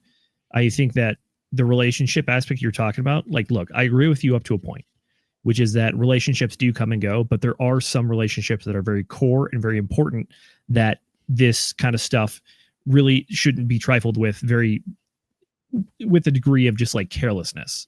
So I understand what you're saying, which is that, yeah, friends come and go, but at the same time, you only got so many blood relatives. So like, let's not burn all those bridges right away, brother. Burn the bridges and then rebuild better bridges. That's my 2 cents. You guys, I understand your guys' point. That's a good, a good point. And I suppose we'll just leave the bridge building or bridge burning to me, and you guys can be out there having excellent and awesome relationships with people, and not worrying about destroying things. So no comment. No comment. All right. And fuck all y'all. We're out of here. Where's my media assets? Oh damn, we don't have the Rickroll on this one. I was gonna play the Rickroll, but we don't have it. Anyways, it's the end of the stream. Alan, where can the folks find you, and what have you got going on in the near future, amigo? Yeah, thanks to all you guys who have followed me on YouTube. We are making some good progress lately, and this is my first start in live streaming in general, so I just wanted to make sure that how much I appreciate all you guys. And it's been great. So this weekend, probably tomorrow night, I will have a live stream talking about the EBT nonsense that's going on right now. That should be fun. Lovely. Yeah, I have a compilation being ready for me to talk about. We'll see how that goes. I could get canceled tomorrow. We'll see. So you better subscribe before I get canceled. But yeah, I'm on X at unplugged_doc. And on Threads, by the way, which is actually interestingly enough, my Threads followers have surpassed my Twitter followers. So follow me on both sites. You'll see contrasting interactions with people. It's very fascinating, actually, of human psychology. But yeah, but that's it for me. Excellent. Mr. Zenith, what have you got going on in the near future, and where can the folks find you? Folks, you can find me over on Instagram and X at ZenithDI. I post some of the up-to-date stuff, especially considering we have the government shutdown going on. And, well, I'm the legal and government analyst over here. Not much legal stuff this year, which has been nice, but plenty of government stuff at that. Outside of that, folks, next week I am hosting, and we are going to be covering the book Exorbitant Privilege, The Rise and Fall of the Dollar by Barry Eichengreen. Exorbitant Privilege. Ooh, that's fun. Book number 76. Yes, and just as a friendly reminder, the current arc that we're going on right now is that I'm trying to pick the Devil's Advocate books. I want to understand the other side of the argument so that I can understand it, steel man it, and then make my own arguments, hopefully to best it. But at the same time, I think we had a really good time when we covered the price of inequality. That one was talking about unregulated markets and how markets are not actually unregulated as much as we'd love to believe that they are. Look, the book had great points. It also had some flaws, and I think Will and I had a great time covering that one. So hopefully we're going to keep the train going with this one. Exorbitant Privilege, the rise and fall of the US dollar. So if you want to hear the case for the fiat dollar, that's what we're covering. But yeah, 8 p.m. Eastern time, Friday night. But outside of that, you can also find me on The Sunday Show. This is our flagship news show here at Degen Roundtable. Again, 8 p.m. Eastern time, as is all of our streams, as is shown by our excellent graphic over here. And then outside of that, we got another Whiskey Wednesday coming up. Again, 8 p.m. Eastern time, where you, the audience, can come on, hang out with us, cut it up, ask us any questions you want, just have some fun chats. That's what it's there for. It's there to hang out with you guys and hear what you have to say. That is all I got, though. Mr. Will Stevenson, where can the folks find you, and what do you have going on in the near future? The folks at home can find me at will.pls.fyi. That is my socials. I need to press Control C and then Control V in order to show them at home where they can. Oh, that's not what I want to do. I'm going to delete that comment because that's the wrong one. Better info, better life. will.pls.fyi is where you guys can catch all of the cool things and stalk all my socials and find all the cool stuff that you want to see about me, which is not that important or interesting because I'm just another asshole on the internet that talks about things. As far as what's going on with the Degen Roundtable, as you guys can see underneath Alan over there, it says that we are live every 8 p.m. Eastern, Wednesday, Friday, and Sunday. Like Zenith was saying, Wednesday we got Whiskey Wednesday coming up. Friday we do book clubs just like this one. And Sunday we got the news show. Abs-fucking-lutely right. Zenith has taken the next book club's helm, and I will take the book club following that. And I will say that we're going to be covering Starship Troopers, one of my favorite books that exists by Robert Heinlein, a fantastic book of military conquest and power armor and all sorts of cool things. This is, I think, the first nonfiction book that I have chosen on Degen Roundtable. So that will be book number 77. So not this coming Friday, but the following Friday is when we are doing Starship Troopers. Yep. So what was that, Alan? You meant fiction book, right? Oh yeah, fiction, not nonfiction. Yes, this is my first fiction book. So yes, I'm pretty sure Starship Troopers is definitely fiction. Starship Troopers might as well be real, as far as I'm concerned. I think that Starship Troopers is fantastic, and that's what we'll be covering for book club 2 weeks from now. Next week we're covering what is it? Exorbitant Privilege. And then the following week, we'll be covering Starship Troopers. So there you guys go. You've got 2 weeks worth of books to be reading up on and learning and educating yourself about. And that's what we've got going on in the near future. Other than that, I think we're all caught up on chat shoutouts. Oh, never mind. Moondog, ignore my request to be a viewer then. Was just curious what you are sharing. Excellent. And it's good to see you, broski. Good to see you all. Fucking good night, everybody. We fucking love each and every single one of you. And that being said, I want to thank all of you for spending your valuable time with us here on the Degen Roundtable. As Agent J often says, we know that time is your most valuable asset, and we appreciate you spending that time right here with us. Ladies and gentlemen, my name is Will Stevenson, but more importantly, you have been watching the Degen Roundtable, and I'm the producer, so I got to get my trigger finger ready because it's time to remind all the folks at home to remember to Degen responsibly.